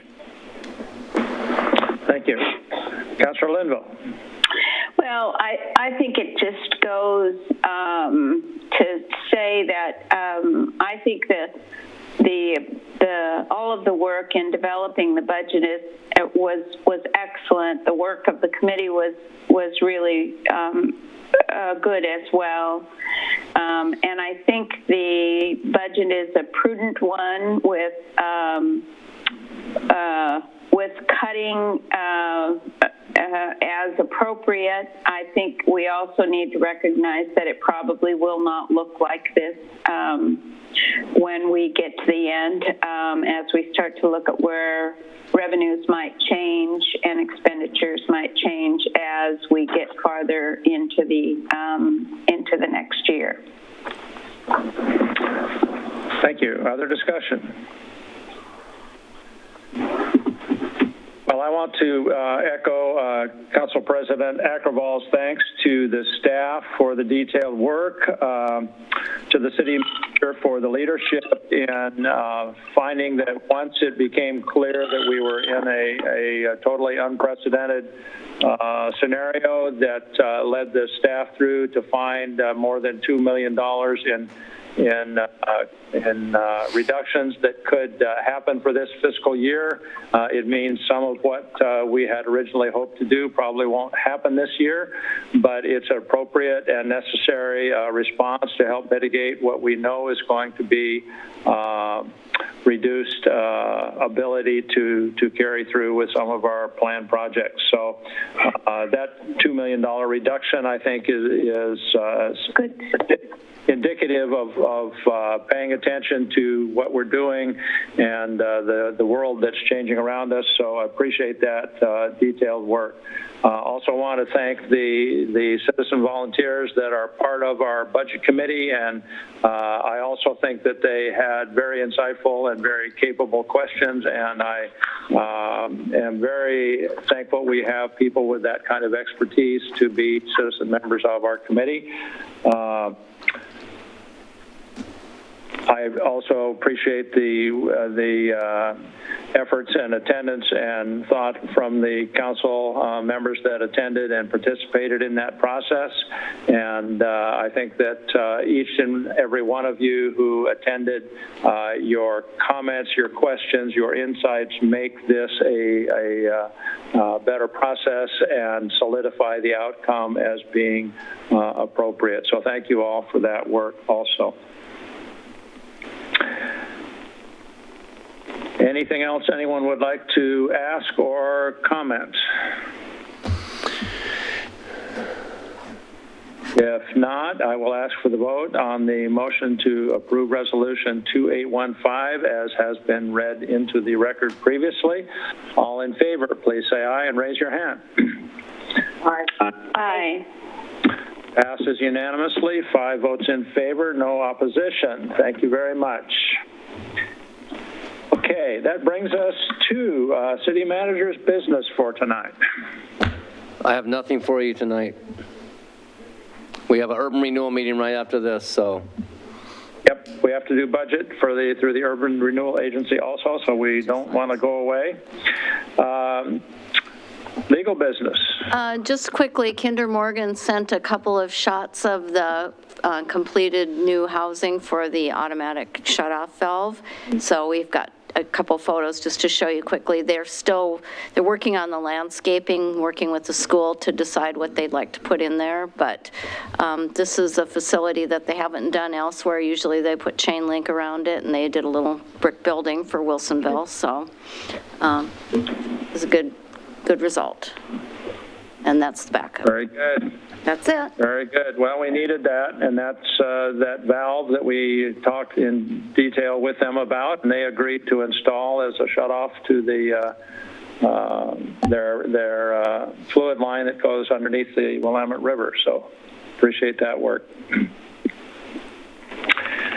Okay, if there's nothing else, congratulations all on the adoption of the budget for the coming fiscal year, and it will be a challenging year in some ways, but I think we're starting out very responsibly, very strongly. Also, we'll have to be paying attention along the way. So thank you very much.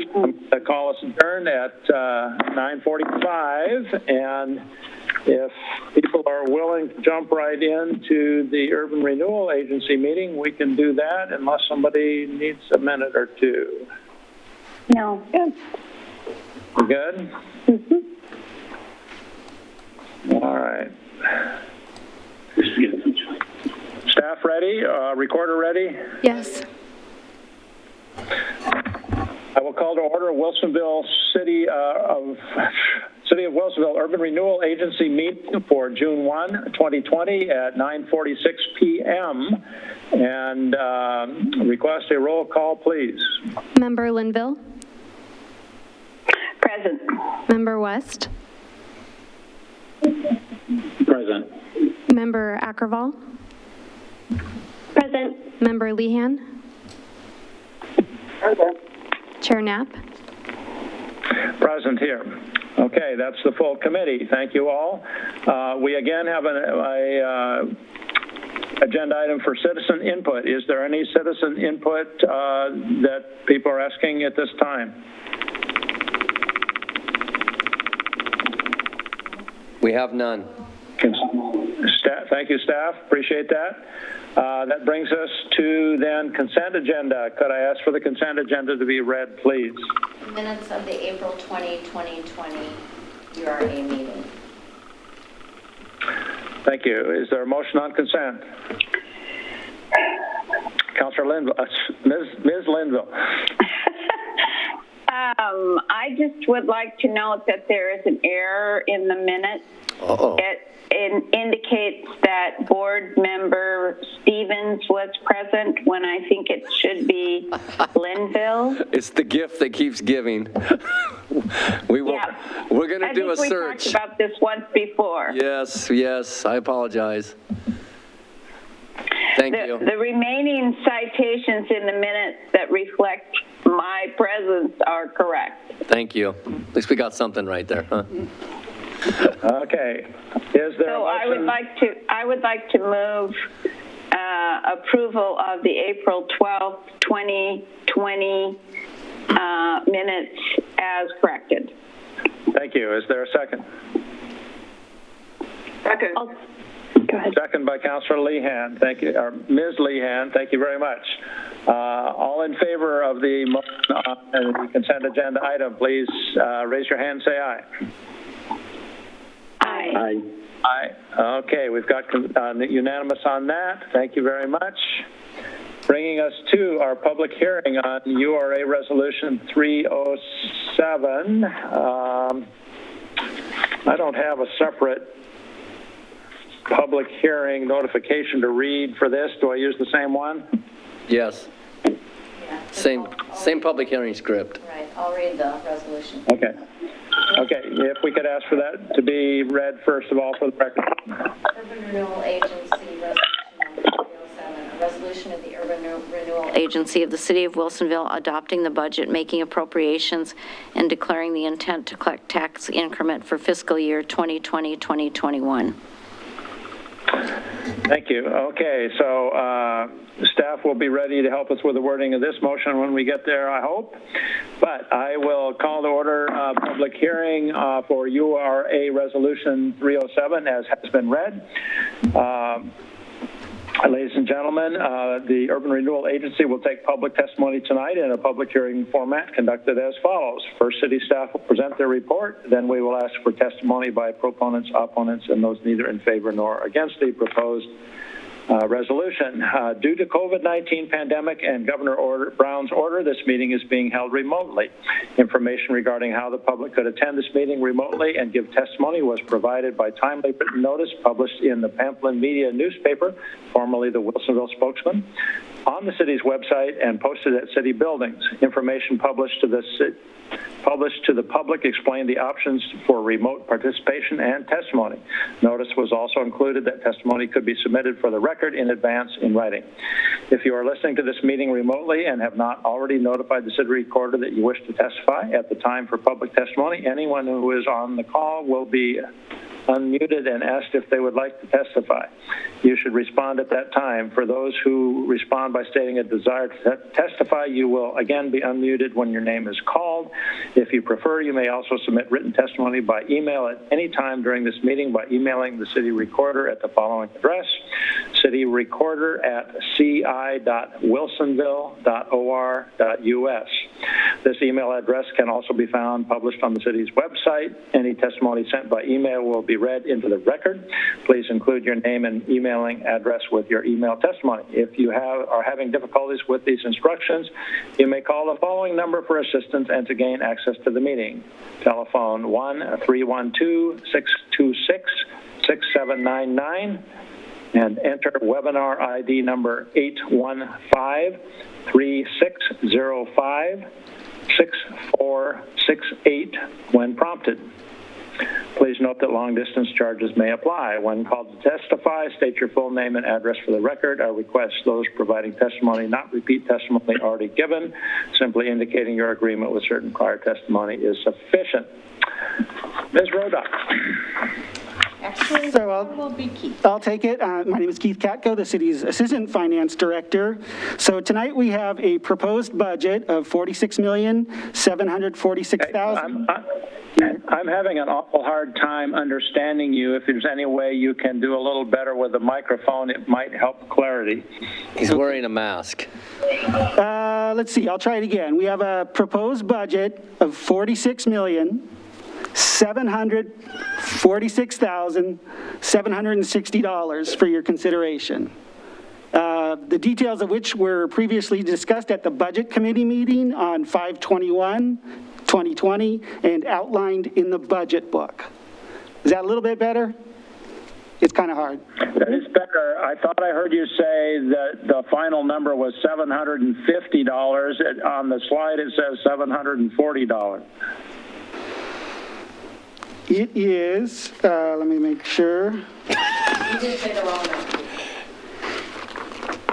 The slide is actually wrong. It is 760 at the end. It's $46,746,760. So. 760? 760. Yeah. Okay, all right, so the slide is off. Thank you for the clarification. Oh, okay. So I can take this off, I guess. I'm the only one using this mic, apparently. Just, Keith, don't touch your face to the mic. All right, all right. So, yeah, the slide is $20 off. So it's $46,746,760.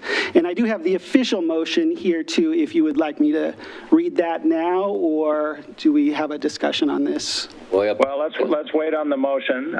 Is that the extent of the report? Yes. Okay. Committee, is there any question for staff with regard to the proposed budget?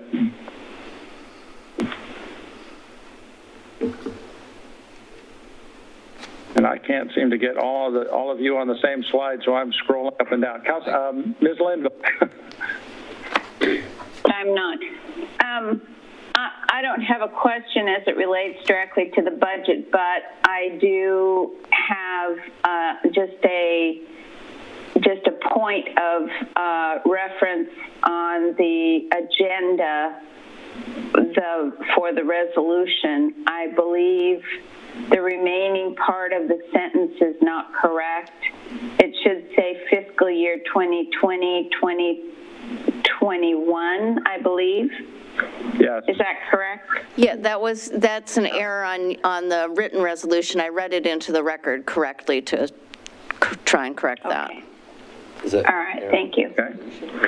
Anything else? Agenda. The resolution is correct. The agenda's wrong. Yeah.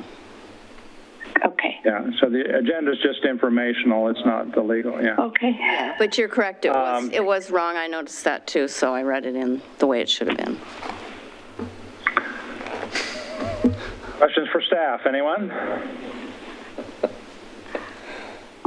Not seeing anyone wanting to do that. Okay. Is there any public testimony waiting to be given on the URA Resolution 307? Citizen Carr. Yes, Mr. Carr says that he's in favor of URA Resolution 307. Okay. That's will be noted then for the record. Anything else?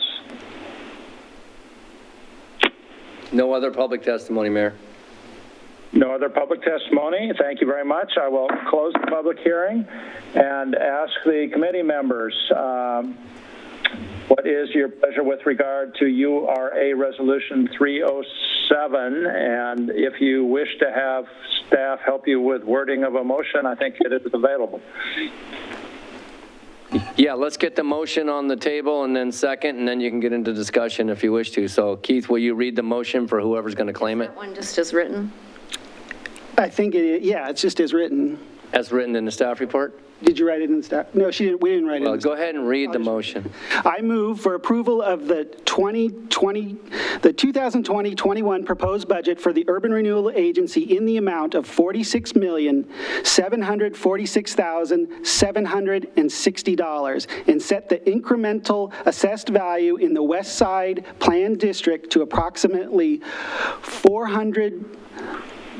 $401,210,000, which will generate an estimated levy of $5,263,158, and set the incremental assessed value in the year 2000 Plan District to approximately $320 million, which will generate an estimated levy of $4,200,000, and levy the full amount of the divided the taxes amount for the Coffee Creek District.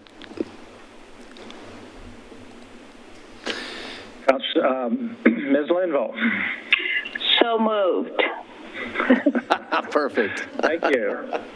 Is there a second? Second. Oh. Councilor Ackerval, second. Ms. Ackerval, second. Thank you. Committee members, discussion?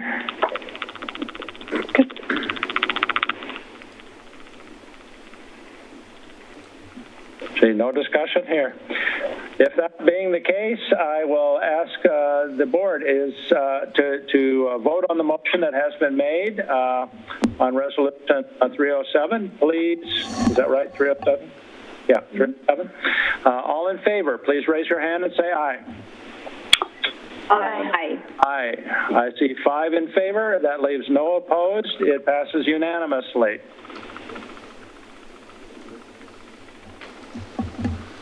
So, is there any other business we need to do? Let me find my agenda here. I'm not seeing. Pardon? Close the hearing. No, the hearing's been closed. Close the hearing? No. No? Well, we had to do that before we voted, or. Okay. Well, I'll be sure that the hearing is closed. There we go.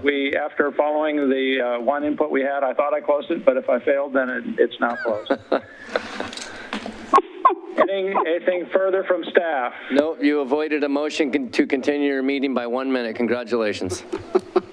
Yeah, I was trying to do that. All right, well, good job. Nice to see you all. That being the case, we've got budgets for the coming year, which is a good start. It's going to be an interesting year. Thank you all for your work on this, and I'll look forward to seeing you before too long. I will call us adjourned at 9:59 p.m. Thank you very much. Good night. Good night. Bye. Goodbye. Goodbye.